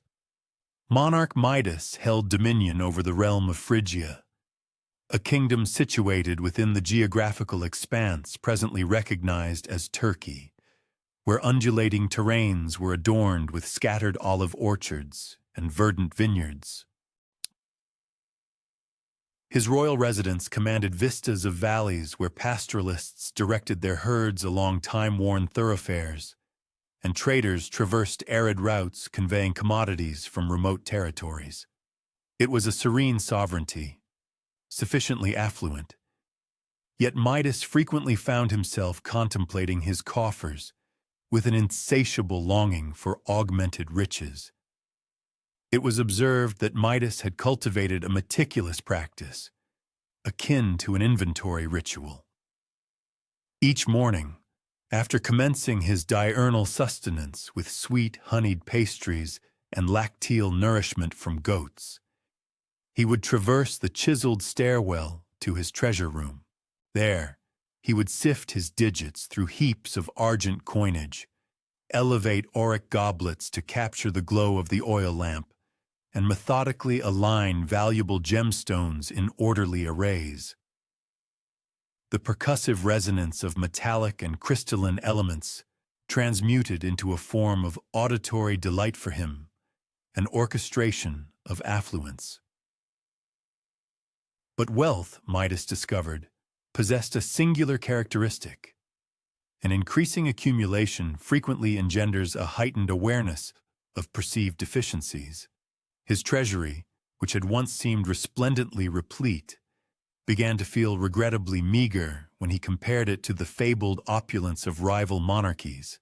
He heard stories of Egyptian pharaohs with sepulchres brimming with gold, of Persian kings whose regal circlets bore jewels of avian ovum proportions, and of traders commanding vast flotillas burdened with valuable cargo.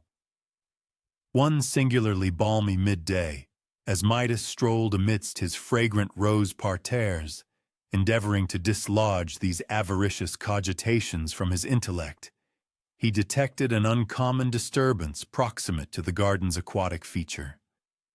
His guards had discovered someone slumbering amidst the floral blooms, an aged individual adorned with foliage in his coiffure and crimson libation marks upon his unadorned raiment. This was Silenus, a sylvan demigod and loyal associate of the Olympian deity Dionysus. Silenus had indulged in revelry with excessive fervor the preceding evening, and had strayed from Dionysus's festive retinue, eventually succumbing to slumber within Midas's cultivated grounds.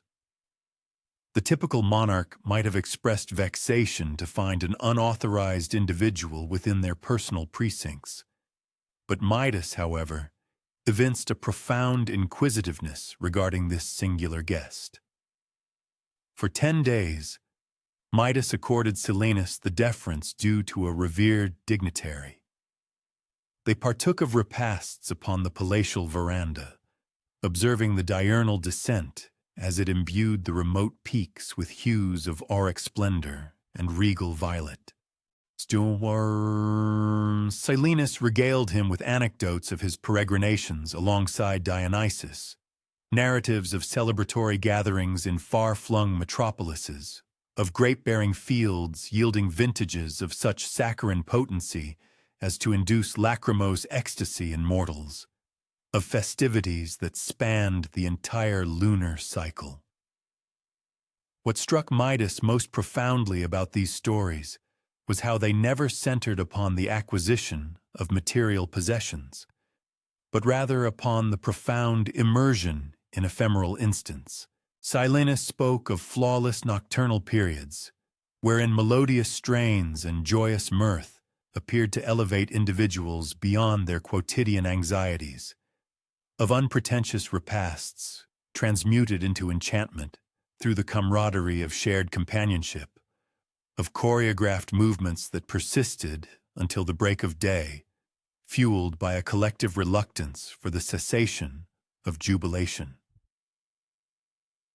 When Dionysus materialized to reclaim his associate, he was so gratified by Midas's magnanimous reception that he presented the monarch with the opportunity to solicit any recompense he might covet. Anything at all, Dionysus declared, his gaze sparkling with the particular brand of playful malice occasionally exhibited by divine beings when they anticipate humanity's imminent commission of intriguing errors. Midas, devoid of any perceptible demurral, articulated his fervent desire. Bestow upon me the faculty that all objects I make contact with shall transmute into auric substance. Dionysus elevated a brow in mild inquiry, questioning Midas's absolute conviction that this was what he genuinely desired. The monarch assented with fervent alacrity, already picturing the substantial heft of auric currency, the radiant sheen of chryselephantine effigies, the boundless auriferous riches that would soon be his. Dionysus bestowed the boon with a movement that appeared almost nonchalant, as if he were merely dispelling a bothersome insect. The deed is accomplished, he stated simply. And then he and Silenus withdrew, abandoning Midas to the solitary embrace of his newly acquired faculty. The inaugural trial proved to be a modest one. Midas extended his hand and made contact with a bloom from his garden.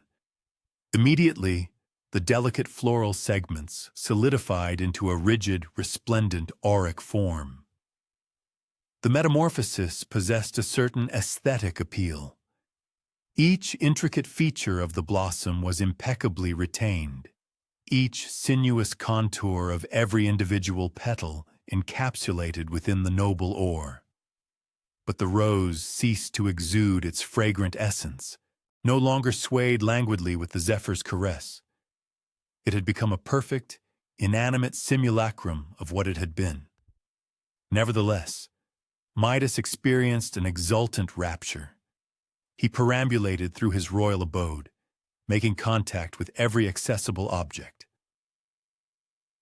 Seating implements transmuted into auric thrones, draperies metamorphosed into gilded hangings. Even the very flagstones beneath his gate converted to gold with each deliberate stride. As dusk descended, his palatial dwelling resembled an edifice conjured from a fantastical reverie. Every element resplendent, every item invaluable, every aspect surpassing the worth of entire sovereignties. Complications manifested themselves with the advent of the evening meal. Midas, fatigued from his diurnal exertions of auric metamorphosis, positioned himself for sustenance. He extended his grasp towards a vinous fruit, which instantly solidified into rigid gold within his digits. He endeavored to imbibe fermented grape juice, only for it to congeal into a metallic fluid upon contact with his mouth. Loaf, ambrosia, even aqua vitae, every item he attempted to ingest transformed into unpalatable gold the very instant of his tactile engagement.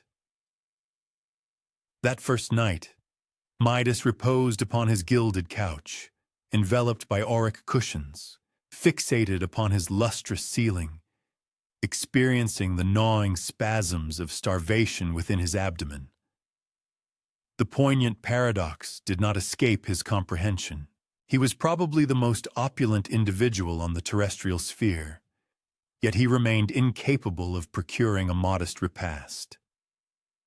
But the genuine anguish manifested itself with the ensuing dawn when his progeny, Zoe, hastened to welcome him, as she did every day. She was his cherished delight and source of profound satisfaction, a vivacious decennial child who infused the royal residence with ebullient mirth and incessant inquiries about everything she encountered. In an unthinking reflex, Midas extended his arms to enfold her as he always did. The metamorphosis was immediate and beyond reversal. One moment, Zoe was hastening in his direction, her countenance radiant with diurnal felicity, and the next, she was a flawless auric effigy, perpetually suspended in the midst of her movement. Her visage of joyous expectation was meticulously maintained, but she was incapable of vocalization, bereft of laughter, unable to pose the ceaseless interrogations that had brought Midas greater felicity than any material hoard could possibly bestow. Midas collapsed prostrate beside the auric effigy of his child, lacrimal rivulets coursing down his visage, comprehending at last the profound sacrifice he had inadvertently made. The entirety of global wealth held no significance when weighed against the tender warmth of Zoe's hand within his own. Her vocal salutation, "Good morning, Papa," or her animated discourse concerning the avifauna she had observed from her window. The monarch endured a tri-diurnal vigil beside the petrified form of his offspring, incapable of ingesting sustenance, deprived of restorative slumber, and afflicted by the reverberation of his own perambulations within corridors that, though aesthetically splendid, had become devoid of vitality. Every object his gaze alighted upon served as a poignant memento of his irreparable forfeiture. The auric blossoms remained forever in their petrified state, incapable of further florescence. The gilded arboreal specimens would never more offer shelter or nourishment. His resplendent royal dwelling had been transmuted into a grandiose sepulchre. At last, King Midas journeyed with a heavy heart to the river Pactolus, the very place where Dionysus had indicated his presence should the monarch ever require his assistance. There, the god of wine and revelry awaited him, appearing as though he had long foreseen this inevitable encounter. Dionysus displayed no astonishment at beholding Midas in such a state of visible distress, his countenance marked by exhaustion and profound despair. "My actions were profoundly misguided," Midas confessed with a heavy heart. "I implore you, merciful deity, to rescind this perilous blessing. I would infinitely prefer to live as the most humble individual, devoid of worldly possessions, rather than to possess all the riches imaginable, yet remain unable to embrace my beloved daughter." With an air of compassionate understanding, Dionysus inclined his head. "Immerse yourself completely in the flowing waters of the river Pactolus," he imparted his divine counsel. "Its cleansing currents will dissolve the golden touch that afflicts you, and you may reverse the transformations you have wrought by carefully sprinkling its vital essence upon the affected objects." Midas, consumed by a newfound urgency, dashed towards the riverbank and, without hesitation, dove headlong into its currents, garments, and all. The profoundly liberating sensation that enveloped him as the dreadful power receded was utterly immeasurable. He hastily gathered vessels of the sacred liquid, then raced with renewed purpose back to his opulent palace, meticulously sprinkling the water upon every item he had inadvertently transmuted, reserving his precious daughter for the final, most hopeful act as he was almost too fearful to believe in such a miraculous restoration. Yet, the moment the sacred water graced Zoe's inert, golden form, vibrant color and vital warmth returned to her being with the gentle brilliance of dawn illuminating a dormant landscape. Her initial gasp, her first fluttering blink, her inaugural bewildered inquiry regarding the stiffness she perceived in her limbs. These nascent sounds resonated as a symphony of life, infinitely more cherished by Midas than any earthly melody. That very evening, as they partook of a humble repast consisting merely of bread and olives, Zoe innocently questioned her father about his altered demeanor, noting his newfound attentiveness, his deep engrossment in her every utterance. Midas, in turn, recounted to her the double-edged nature of desires and their unforeseen repercussions, elucidating the crucial distinction between what one superficially believes one wants and what genuinely bestows profound joy upon existence. From that pivotal day onward, King Midas's royal treasury remained conspicuously unpretentious, its contents reflecting a newfound restraint. Yet, his profound appreciation for every single possession, however humble, expanded boundlessly. He now observed with keen delight the subtle dance of morning light as it illuminated Zoe's countenance during their breakfast. He reveled in the delicate flavors of simple nourishment, shared in the cherished company of those he held dear. He dedicated countless hours to engaging in profound conversations that, while generating no material wealth, nevertheless enriched his existence with profound significance.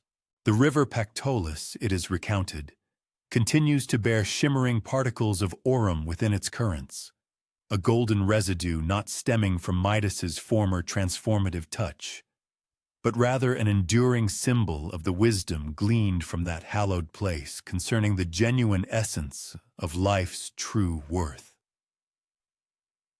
Occasionally, in the tranquil hush of the nocturnal hours, when the clamor of the world subsides into a profound stillness, one might find oneself contemplating one's deepest aspirations, pondering the stark dichotomy between superficial allure and that which genuinely nourishes one's spirit. What unadorned joys, perhaps, has an individual neglected in the relentless pursuit of perceived greater value? What instances of profound human rapport patiently await recognition and cherishing, proving themselves to be of inestimable value, surpassing all material wealth? Shifting from the theme of treasures lost and found, the narrative now drifts toward an ancient account that has intrigued scholars and dreamers across millennia. The legend of the fabled city of Atlantis, a civilization so extraordinarily developed, aesthetically magnificent, and imbued with immense self-regard that it ultimately submerged into the abyssal depths in the span of a single day and night. One might envision, if one were to conjure its image, an island nation situated beyond the legendary Pillars of Hercules, a geographical marker now recognized as the Strait of Gibraltar. This was not merely an unremarkable landmass, but a realm where mortal inventiveness had forged marvels bordering on the supernatural.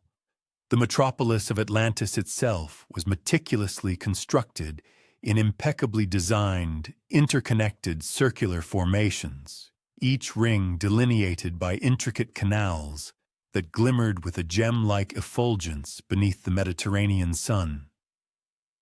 The Atlanteans proudly claimed lineage as the progeny of the formidable sea deity, Poseidon himself. Their esteemed founder, Atlas, had been divinely granted sovereignty over this idyllic insular realm, and his people, in turn, were bequeathed both his profound sagacity and an intrinsic bond with the vast ocean that embraced their shores. For countless generations, they coexisted symbiotically with the maritime environment, their sophisticated vessels navigating to distant lands, not as agents of subjugation, but as emissaries of commerce and enlightenment. The true marvel of Atlantis transcended its material prosperity, though the city certainly possessed unfathomable opulence. The genuine wonder lay in the meticulous manner in which the Atlanteans had structured their communal existence. They had ingeniously developed systems of governance that harmonized autonomous liberties with collective obligations. Their esteemed academies imparted not merely utilitarian proficiencies, but also profound philosophical tenets and ethical principles. Furthermore, their vibrant markets functioned upon equitable doctrines, ensuring that every citizen enjoyed access to their essential needs. The architectural splendor of Atlantis strikingly mirrored this societal equilibrium. The centralmost annulus encompassed the grand palace and sacred temples, meticulously constructed from distinct white, black, and red stone quarried directly from the island's own geological strata. These magnificent edifices transcended mere utility.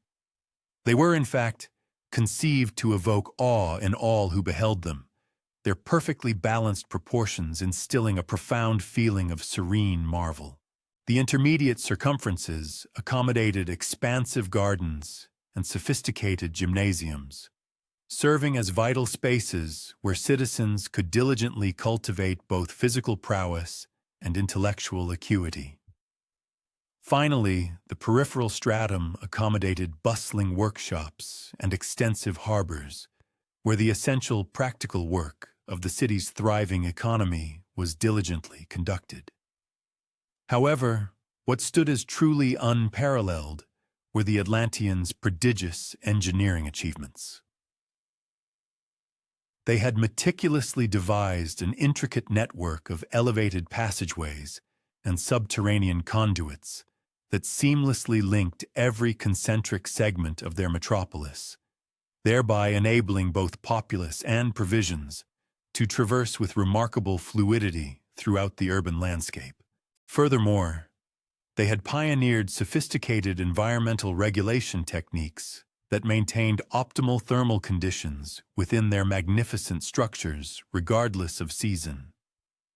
Their state-of-the-art harbors were capable of receiving maritime vessels originating from every corner of the then-charted globe, equipped with ingenious automated apparatus that rendered the loading and unloading of cargo both expeditious and secure. For a great many centuries, this meticulously crafted societal system functioned with exceptional efficacy. Atlantean explorers consistently returned laden with intellectual treasures gleaned from distant lands. Intricate numerical theories from the Mesopotamian civilization of Babylon, precise celestial charting data from the ancient Egyptians, and abstract doctrines from the nascent Hellenic polities. Yet, rather than unthinkingly incorporating these foreign ideas, the Atlanteans meticulously interwove them seamlessly into their established cultural paradigms, thereby forging innovative amalgamations that transcended the mere aggregation of their constituent elements, proving themselves to be far more potent and profound. The pivotal shift, however, manifested incrementally, with such imperceptible subtlety that the majority of the Atlantean populace remained oblivious to its unfolding. Prosperity, it would appear, carries inherent perils. As the magnificent city increased in material abundance, its citizens gradually commenced to view their monumental accomplishments with unearned complacency. The intricate systems that had once demanded diligent upkeep and perpetual vigilance were now presumed to possess an innate capacity for perpetual operation. Concurrently, the ethical tenets that had steered preceding epochs began to seem antiquated, superfluous limitations upon what was increasingly perceived as their boundless capabilities. Subsequently, a successive cohort of governance rose to prominence, comprised of individuals who had matured amidst the established grandeur of Atlantis, devoid of the arduous labor required for its genesis. They surveyed their impeccably ordered metropolis and unequivocally concluded that an era of outward proliferation was at hand. It was, they proclaimed, time to impose Atlantis's purportedly superior methodologies upon the rest of the world, irrespective of global receptiveness to such an imposition. These ambitious leaders began to articulate a manifest destiny for Atlantis, emphasizing its imperative to shepherd less developed cultures. Concurrently, they forged martial apparatus as sophisticated as their prior benevolent advancements. Their once esteemed ships, formerly received in foreign ports as conduits of commerce and erudition, now commenced their arrivals as ominous precursors of subjugation. This profound transformation was discernible throughout the very fabric of urban daily life. The public assembly places where Atlantean citizens had once gathered to engage in vigorous policy discourse now became mere venues where governmental decisions were unilaterally promulgated. The esteemed academies began prioritizing vocational instruction at the expense of moral introspection. Concurrently, the city's industrious workshops reoriented their efforts towards fabricating instruments of warfare and mechanisms of subjugation in lieu of the artifacts of aesthetic grace and practical service they had once so masterfully produced.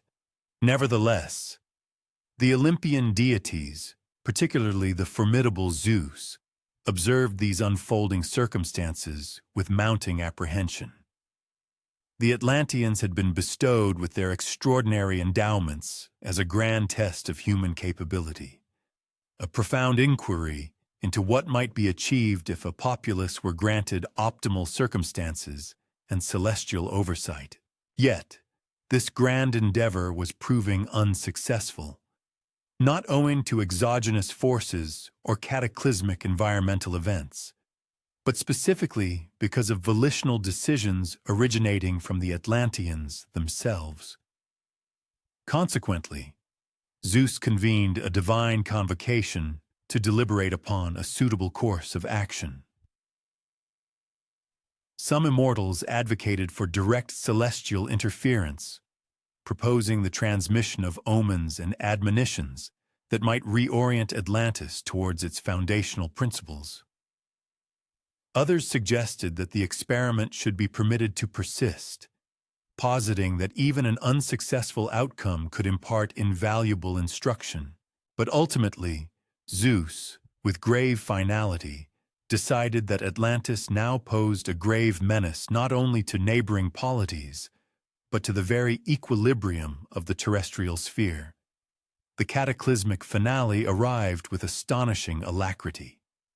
In a concentrated period of 24 hours, marked by violent seismic convulsions and inundating deluges, Atlantis descended irrevocably into the ocean's abyssal embrace.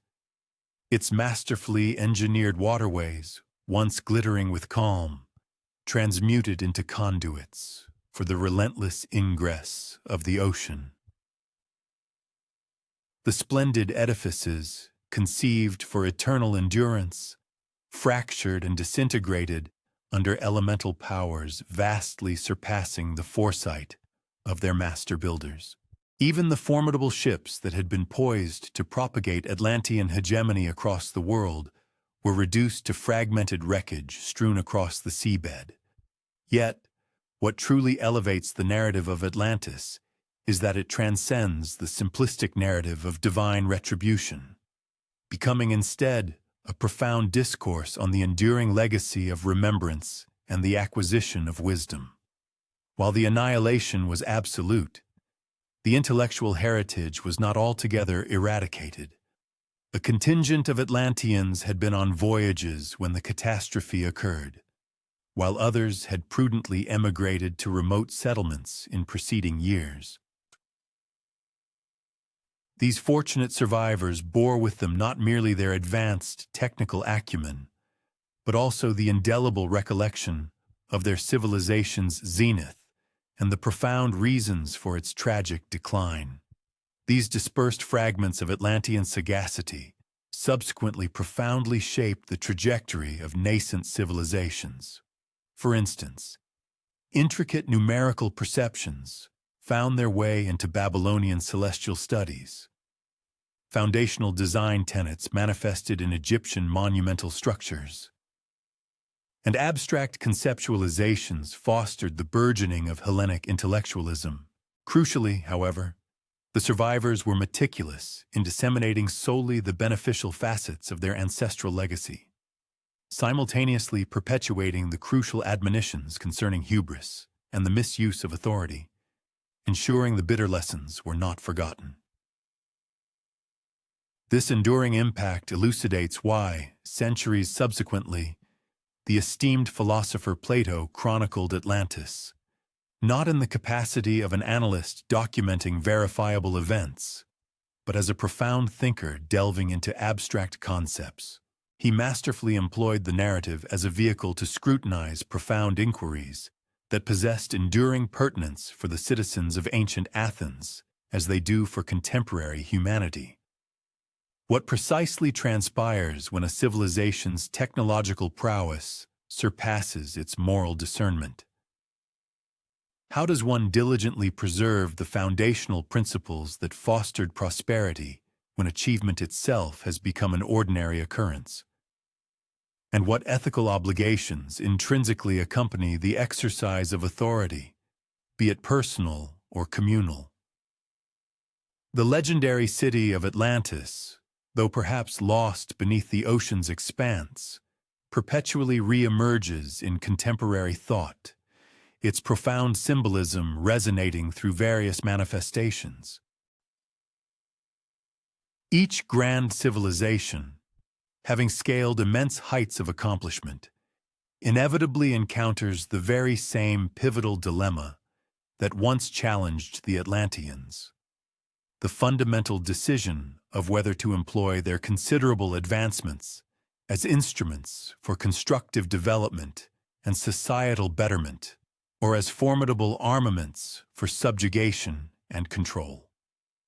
One might reflect, as the day concludes, upon the personal Atlanti within one's individual existence. What intricate frameworks and interpersonal connections have individuals meticulously constructed that demand consistent, diligent cultivation to sustain their vitality and equilibrium? What deeply held principles steer one's decisions when the intoxicating allure of triumph might lead to the perilous conviction that established guidelines no longer apply to one's actions? Perhaps the most invaluable asset is not merely the sum of one's creations, but rather the profound discernment to safeguard the most essential elements and enduring values embedded within those accomplishments. Shifting focus from the enigma of vanished metropolises, the narrative now navigates towards the recurrent transformations inherent in existence, the perpetual rhythm that ushers in periods of shadow and illumination, of demise and resurgence, where every conclusion inherently contains the nascent stirrings of a fresh start. This particular account elucidates the profound origins of the terrestrial seasons and explains why, on occasion, the most vital expeditions are those that necessitate a significant departure from familiar surroundings. Persephone, the beloved offspring of Demeter, the revered deity presiding over agricultural bounty and the harvest, had spent her formative years immersed in the boundless profusion her mother meticulously cultivated. Their cherished abode was a verdant dale, where the essence of spring appeared to reign perpetually. blossoms unfurled in an unending display. Trees consistently yielded their succulent fruits, and fields perpetually stood ripe for reaping. While undeniably a locale of exquisite beauty, it was perhaps somewhat excessively shielded, almost unduly flawless for a youthful spirit brimming with inquisitiveness about the broader, unexplored world beyond its borders. Persephone customarily passed her sunlit hours meandering through verdant meadows alongside her cherished companions, the effervescent ocean nymphs, who had shared her journey from the earliest days of her youth. Together, they would meticulously collect a vibrant array of blossoms, intricately fashioning garlands from supple vines, recounting enchanting tales, and engaging in light-hearted pastimes whose sole objective was unadulterated delight. It was, by all accounts, an existence of serene perfection. Nevertheless, in recent times, Persephone had been experiencing a peculiar undercurrent of disquiet, an intuitive conviction that a wealth of novel experiences and profound insights awaited her beyond the confines of her mother's meticulously guarded valley. Consequently, she had commenced posing inquiries to Demeter, the goddess of the harvest, questions that visibly unsettled and discomfited the usually serene deity. She pondered aloud, what mysterious forces resided beneath the earth's surface that empowered plants to burgeon and thrive? What inherent necessity dictated that certain seeds must first be interred in profound darkness before they could aspire towards the light? And what became of that segment of the cyclical process which her mother consistently omitted from discussion? The inevitable cessation of life that appeared to be a prerequisite for any subsequent renewal or resurgence. Invariably, whenever such probing discussions emerged, Demeter would deftly redirect the conversation, steering it away from uncomfortable territories. She had, with immense dedication and unwavering resolve, painstakingly crafted a sanctuary where her beloved daughter would ostensibly never have to confront the harsh realities of bereavement or hardship. The mere notion that Persephone harbored an innate curiosity regarding these more somber dimensions of being profoundly distressed the harvest goddess. In response, she intensified her already formidable guardianship, ensuring with meticulous care that her daughter's schedule was replete with agreeable diversions and engaging pursuits, all designed to divert her attention from such unsettling and introspective contemplations. Yet, from the shadowy confines of his remote domain, Hades, the formidable sovereign of the underworld, had been observing Persephone with keen interest. He had discerned her inherently inquisitive disposition, her distinct disinclination to accept facile explanations, and her remarkable fortitude in articulating challenging inquiries. In stark contrast to her overly protective mother, he perceived these particular attributes not as sources of concern, but rather as deeply commendable virtues. Here, he surmised, was an individual uniquely poised to comprehend that the interplay of shadow and illumination were not adversarial forces, but rather indispensable collaborators in the grand, intricate choreography of life itself. The pivotal day that irrevocably altered the course of events commenced in a manner indistinguishable from any other ordinary morning. Persephone was engaged in her customary pastime of collecting blossoms alongside her friends, within a meadow that, on this particular occasion, appeared exceptionally resplendent. The verdant turf yielded softly beneath their steps, while the atmosphere was imbued with a gentle warmth and the intoxicatingly sweet fragrance of narcissus in full bloom. Persephone's attention was singularly captivated by one particular flower, a narcissus whose vibrancy seemed to surpass all others, its delicate petals capturing and reflecting the ambient light in a manner that was almost mesmerizing. As she inclined her form to pluck this singularly remarkable blossom, the very ground beneath her feet dramatically cleaved open. Yet, instead of plummeting downwards into an abyss, she experienced the sensation of being softly elevated by unseen forces, conveyed downwards through successive strata of earth and subterranean rock into vast, luminous grottos that shimmered with an abundance of precious gemstones and gleaming metals.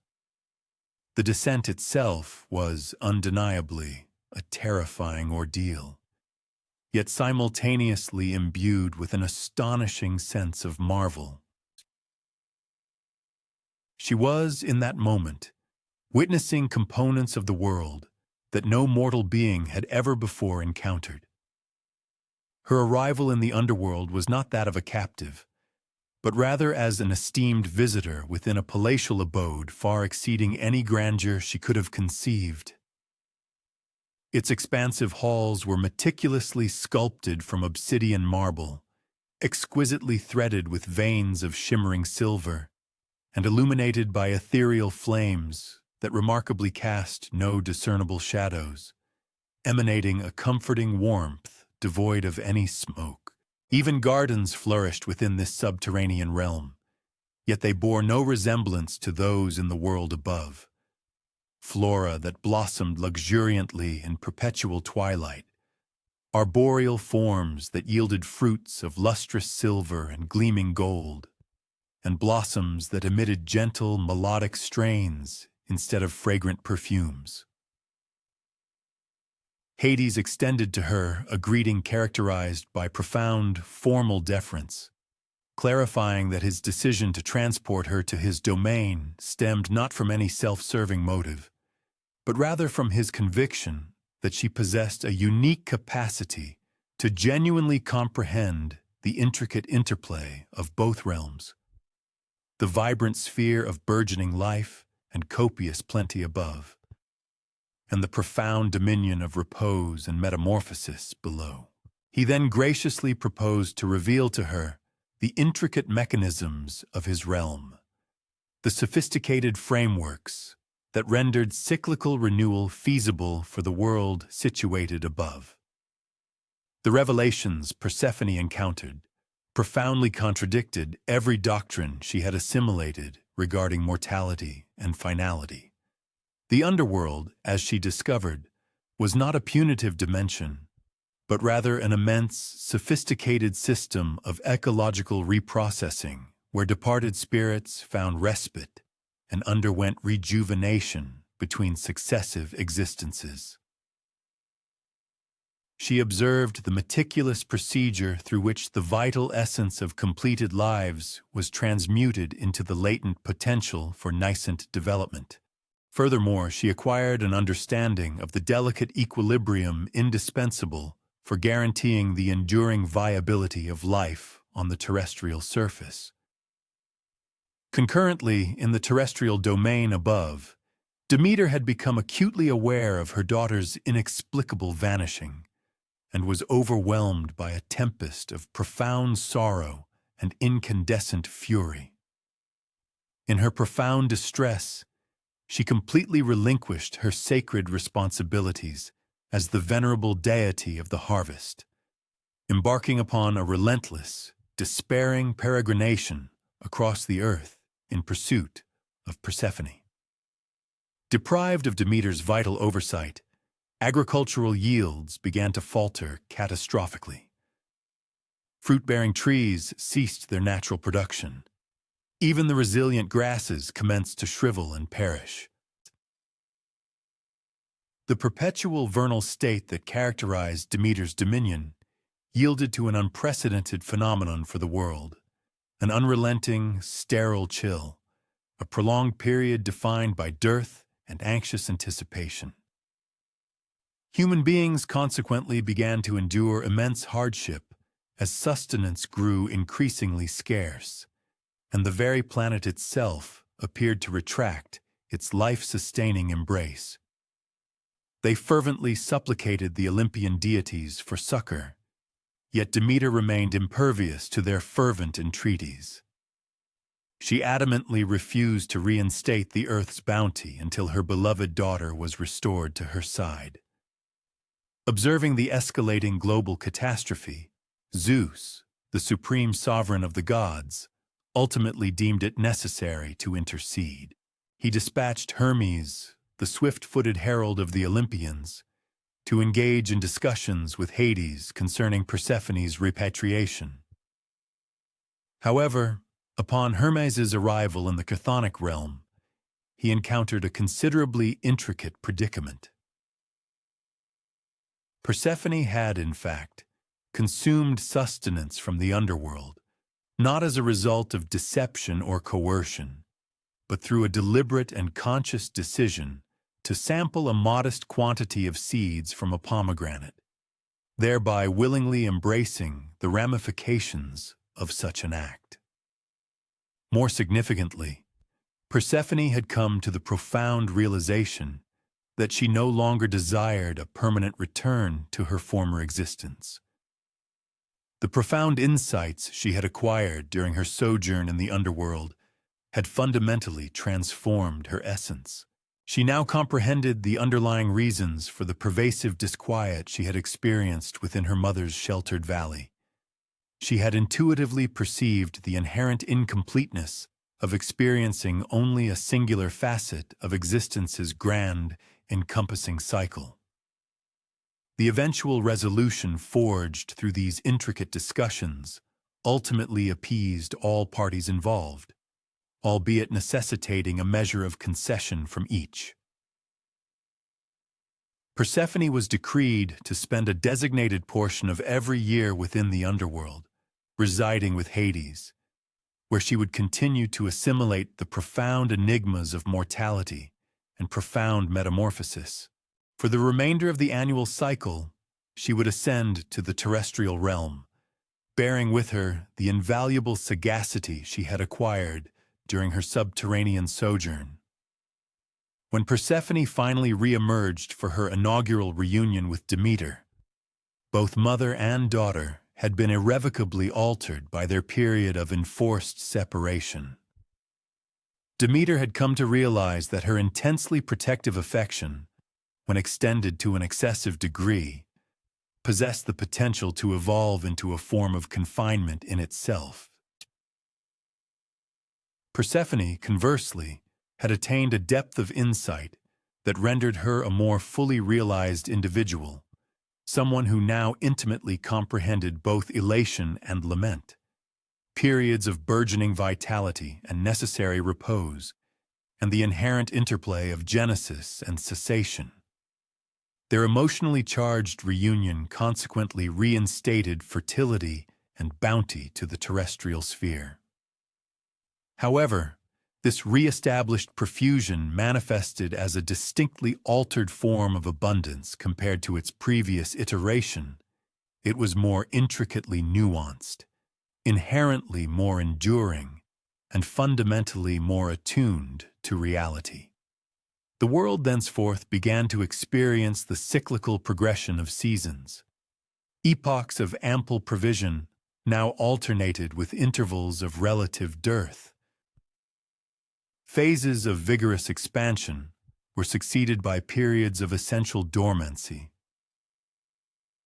This systemic shift was not perceived as a punitive measure or an outright diminishment, but rather as a more sophisticated and discerning comprehension of how inherent natural cycles operate. During the months when Persephone resided in the upper world, the earth blossomed with the vibrant energies of spring and flourished robustly throughout the summer. Conversely, during her tenure in the subterranean realm, autumn heralded the time for harvest, and winter ushered in a necessary period of restorative repose.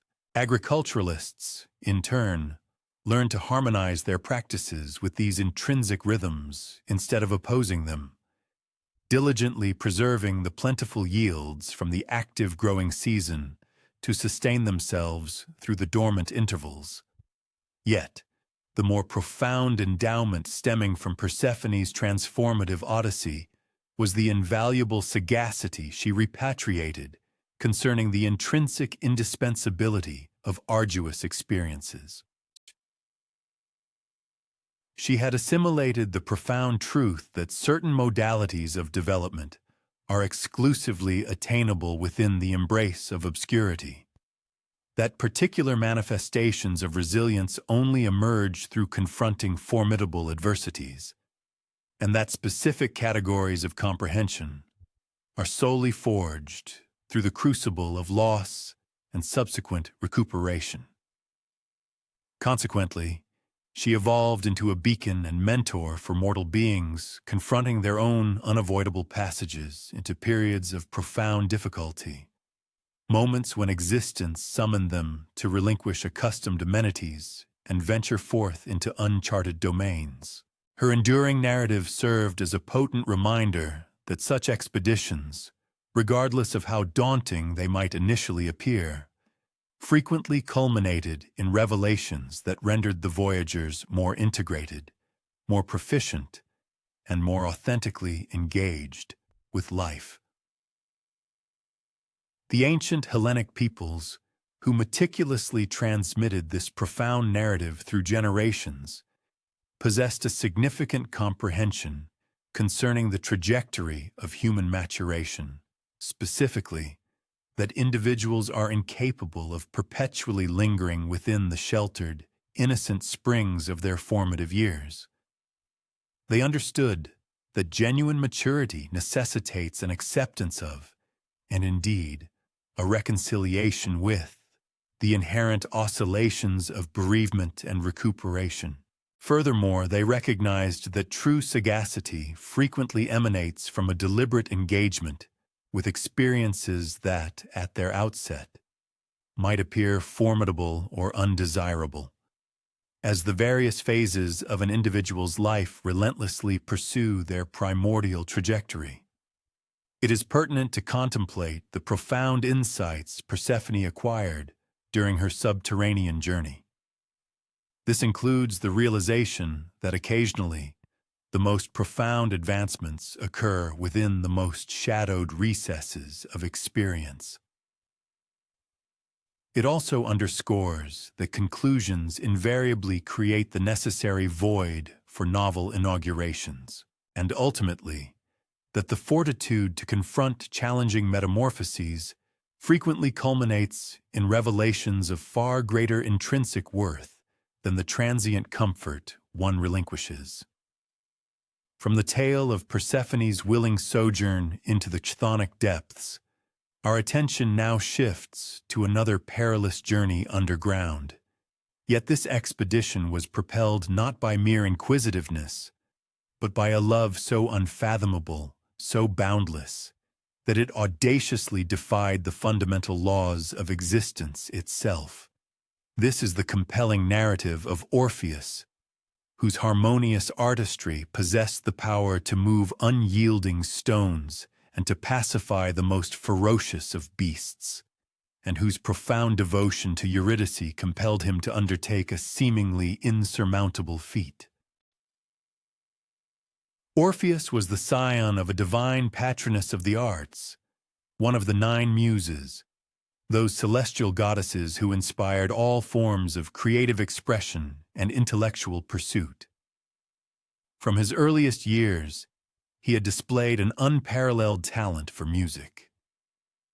When he played his lyre, a magnificent instrument fashioned by the very hand of the radiant Apollo, aquatic currents would gently abate their hurried courses to listen.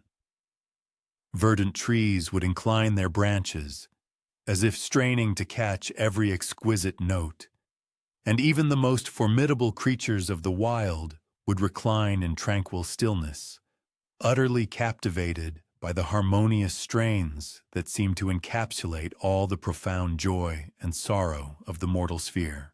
His musical prowess extended beyond mere aesthetic beauty. It was profoundly metamorphosing, agricultural cultivators observed that their crops flourished with unprecedented vigor when they could discern the distant strains of Orpheus practicing. Pastoral guardians discovered that their flocks exhibited remarkable tranquility and robust well-being as his melodies drifted across the undulating hillsides. Even within the bustling confines of urban centers, citizens reported that contentious arguments found swifter, more amicable resolutions, and mundane labors seemed remarkably lightened on those auspicious days when Orpheus performed in the public squares. Yet, for all the widespread felicity his music bestowed upon others, Orpheus himself frequently experienced a profound sense of isolation. He possessed the ability to sway vast throngs, moving them to tears or peals of laughter, inspiring them to acts of profound kindness or audacious courage. However, he yearned for a kindred spirit who comprehended not merely his musical compositions, but the intricate individual behind the artistry. He sought someone who perceived him as more than a mere instrument of sonorous artistry. He discovered that person in Eurydice, a graceful wood nymph whose own unique talents harmonized flawlessly with his, while Orpheus could create intricate musical tapestries that articulated every conceivable emotion. Eurydice possessed an innate comprehension of the natural world, which allowed her to discern subtle significances within his musical creations that eluded the general populace. She could listen to one of his melodies and instinctively know whether he had composed it amidst the nascent hues of dawn or the fading light of twilight, whether he had been observing majestic eagles in their aerial ballet or shimmering fish in their aquatic dance, whether his heart had been brimming with buoyant optimism or subtly tinged with a delicate sadness. Their romantic overtures unfolded with the graceful cadence of an extended, tender melody. They would meander together through ancient forests where Orpheus would play softly, while Eurydice, with keen perception, would indicate the diverse ways different creatures responded to distinct musical phrases. She imparted to him the art of interlacing the ambient harmonies of the wilderness, the calls of birds, the whispered rustle of wind in leaves, the gentle murmur of water over stones, into his intricate compositions. He, in turn, demonstrated to her how the profound depths of human sentiment could be articulated through rhythm and melody in ways that mere spoken words could never fully capture.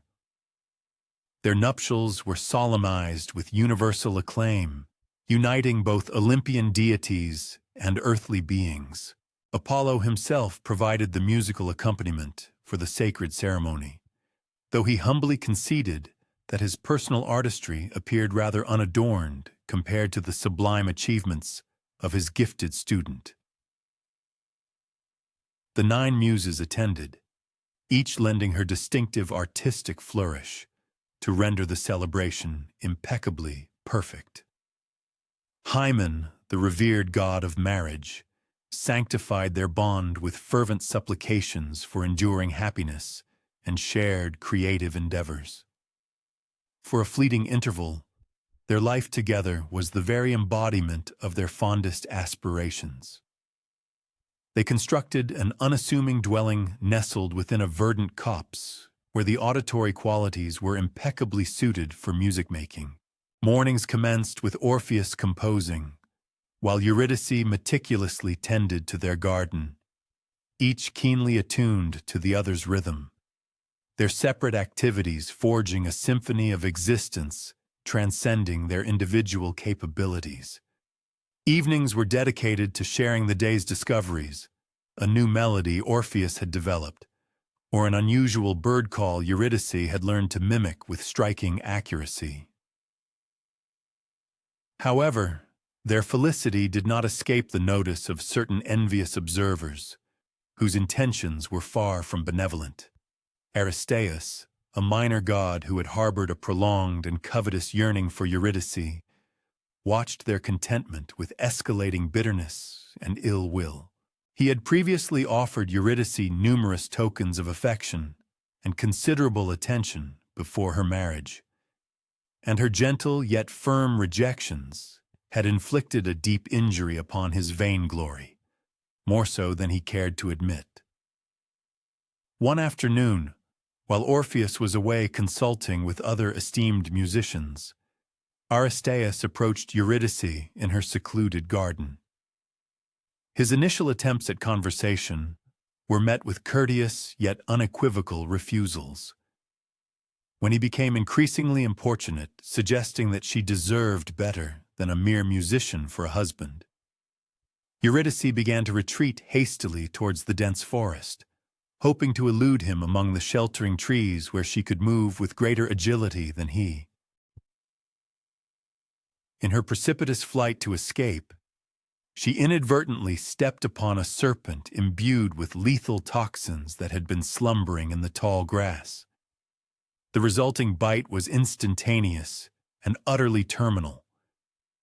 By the time Orpheus returned and discovered her, she had already commenced her inexorable journey to the underworld, leaving behind only the diminishing residual heat of a corporeal form that was now bereft of the vital essence he so profoundly cherished. Orpheus's grief was of an unprecedented and cosmic magnitude, unlike anything the world had ever witnessed. His expressions of sorrow were so utterly despondent that they disrupted the very fabric of the terrestrial realm. Trees prematurely divested themselves of their verdant foliage out of season. Rivers swelled beyond their confines, as if shedding liquid tears. Wild animals emerged from their secluded hiding places, no longer attracted by the mesmerizing beauty of his music as before, but drawn instead by a grief so abyssal, so pervasive, that it seemed to call out to every creature that had ever experienced loss. For several days, Orpheus could do nothing but sit beside Eurydice's grave, playing melodies that expressed his excruciating torment. But gradually, a novel concept began to crystallize within his mind. His music had always possessed the ability to accomplish feats deemed unattainable. Why, then, should the finality of death be any different from any other formidable obstacle? If his harmonious strains could move unyielding stones and calm tempestuous storms, perhaps they could also sway the divine sensibilities of the chthonic rulers who governed the underworld. Defying the counsel of all acquaintances who knew him, Orpheus resolutely decided to undertake a perilous journey into the infernal dominion of Pluto and implore for the restitution of Eurydice's spirit. He made his way to one of the clandestine portals to the underworld, a cavern so immensely deep and shrouded in such profound darkness that from it no mortal had ever emerged. But Orpheus entered, armed solely with his lyre, relying implicitly upon the safeguarding power of his melodies, where conventional weapons and protective armor would prove utterly useless. The arduous passage through the underworld was akin to traversing a topography forged from congealed grief. He moved through subterranean caverns where the rocky facades perpetually exuded lacrimal secretions, across rivers that coursed with the effusions of sorrow from those who mourned, through valleys where the vaporous shrouds were woven from lingering final sighs. Yet everywhere he went, his music heralded his presence. And the denizens of this chthonic dominion, beings habituated to perpetual despondency, found themselves experiencing something they had almost entirely forgotten: hope. Even Cerberus, the colossal three-headed canine guardian of Hades, Gates, was stirred by Orpheus's mournful strains. Instead of attacking the living intruder, The great beast lowered all three of his formidable heads and allowed his eyes to close. Lulled into a tranquil slumber by melodies that spoke of a love so potent it entirely surpassed the demarcations between life and death. When Orpheus finally reached the regal chamber of the infernal monarchs, Hades and Persephone, his harmonious overtures had already announced his arrival. The rulers of the underworld sat waiting, fully cognizant that they were about to hear a supplication unparalleled in the annals of their dominion. Orpheus played for them the entire poignant story of his love for Eurydice, their initial meeting, their tender courtship, their brief period of shared happiness, and his catastrophic bereavement. But more than that, he rendered in sound the very essence of amorous sentiment itself, melodies that reminded even these celestial entities of the profound bonds they cherished, of the losses they had suffered, and of the ways that caring for someone else imbues life with its most profound significance. Persephone, who comprehended better than most the excruciating pain of separation from those we love, shed tears unreservedly as she listened. Hades, typically impervious to the entreaties of ephemeral beings, found himself recalling his own profound yearning during the periods when Persephone dwelt in the vibrant upper world. For the first time in the history of their eternal dominion, the rulers of the dead agreed to restore a departed spirit to the vivacious realm. However, their extraordinary gift was appended with stringent stipulations. Eurydice could indeed return with Orpheus to the upper world, but during their arduous journey out of the underworld, he was strictly enjoined not to look back at her. He was to implicitly believe in her unseen adherence. He was to have unshakable faith in what he could not perceive. He was to demonstrate that his love was robust enough to act on conviction rooted in unwavering belief, rather than demanding perpetual visual affirmation. The homeward passage commenced with an ebullient spirit. Orpheus could discern Eurydice's footsteps behind him. He could perceive her ethereal proximity in the same intuitive manner he had always been able to sense her presence. They traversed anew the labyrinthine route through the caverns and valleys of the underworld, moving steadily towards the beacon of light that marked the demarcation separating the chthonic domain from the vibrant world of mortals. But as they climbed the final passage leading towards the surface, insidious tendrils of uncertainty began to insinuate themselves into Orpheus's consciousness. The audible indicators of her presence behind him appeared to diminish in clarity.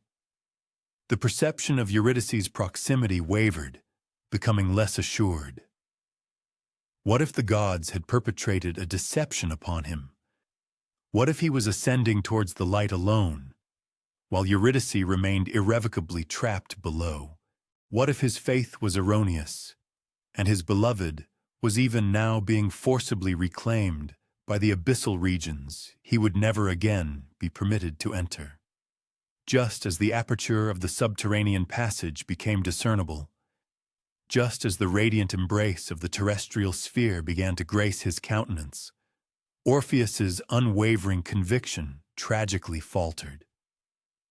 He turned to look back, seeking to alleviate his gnawing anxieties and reassure himself that Eurydice was truly there, and she was, for merely a fleeting moment.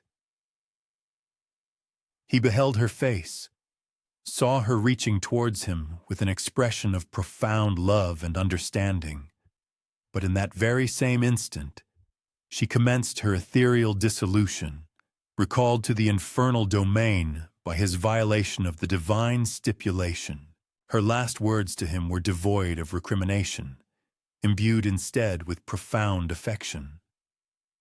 She comprehended why he had looked back, forgave him for the doubt that had precipitated their mutual ruin, as she receded back into the tenebrous abyss.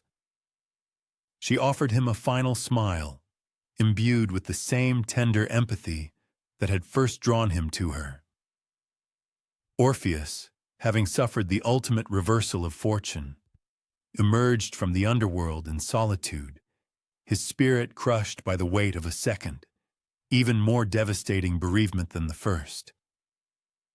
The profound agony of this loss was intensified by the stark realization that he himself had inadvertently orchestrated its tragic conclusion.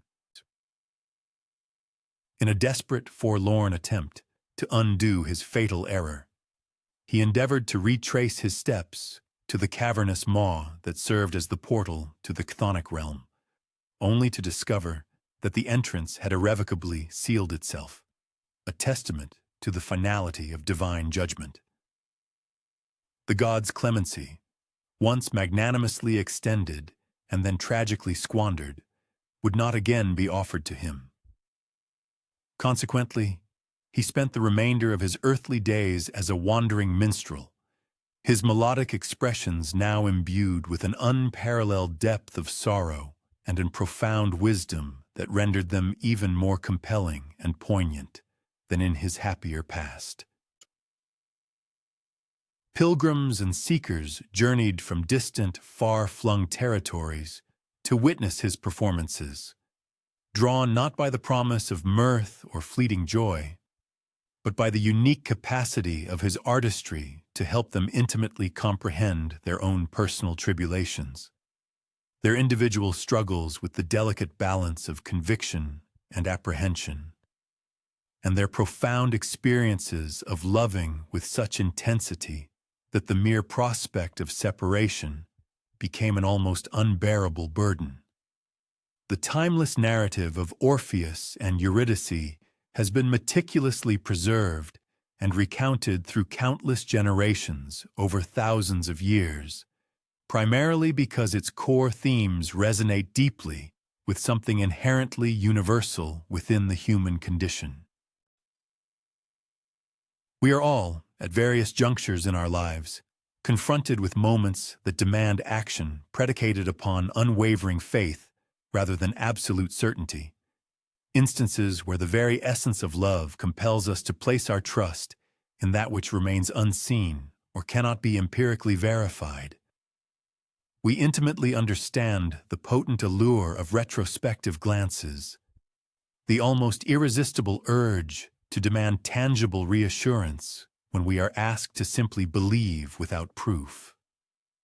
As one's thoughts gently meander towards the tranquil embrace of sleep, it is worth pausing to contemplate the profound insights this ancient story might subtly impart regarding the intricate nature of absolute trust and gnawing doubt. Consider what personal odysseys in your own existence necessitate an inner conviction rather than irrefutable proof. Reflect upon which relationships, in their very essence, implore you to believe wholeheartedly in their authenticity and endurance, even when the tangible evidence may not always be readily apparent or physically perceivable. Perhaps the most transcendent music we are capable of creating is not fashioned with conventional instruments, but rather forged from the sheer courage to persistently advance towards the promise of light.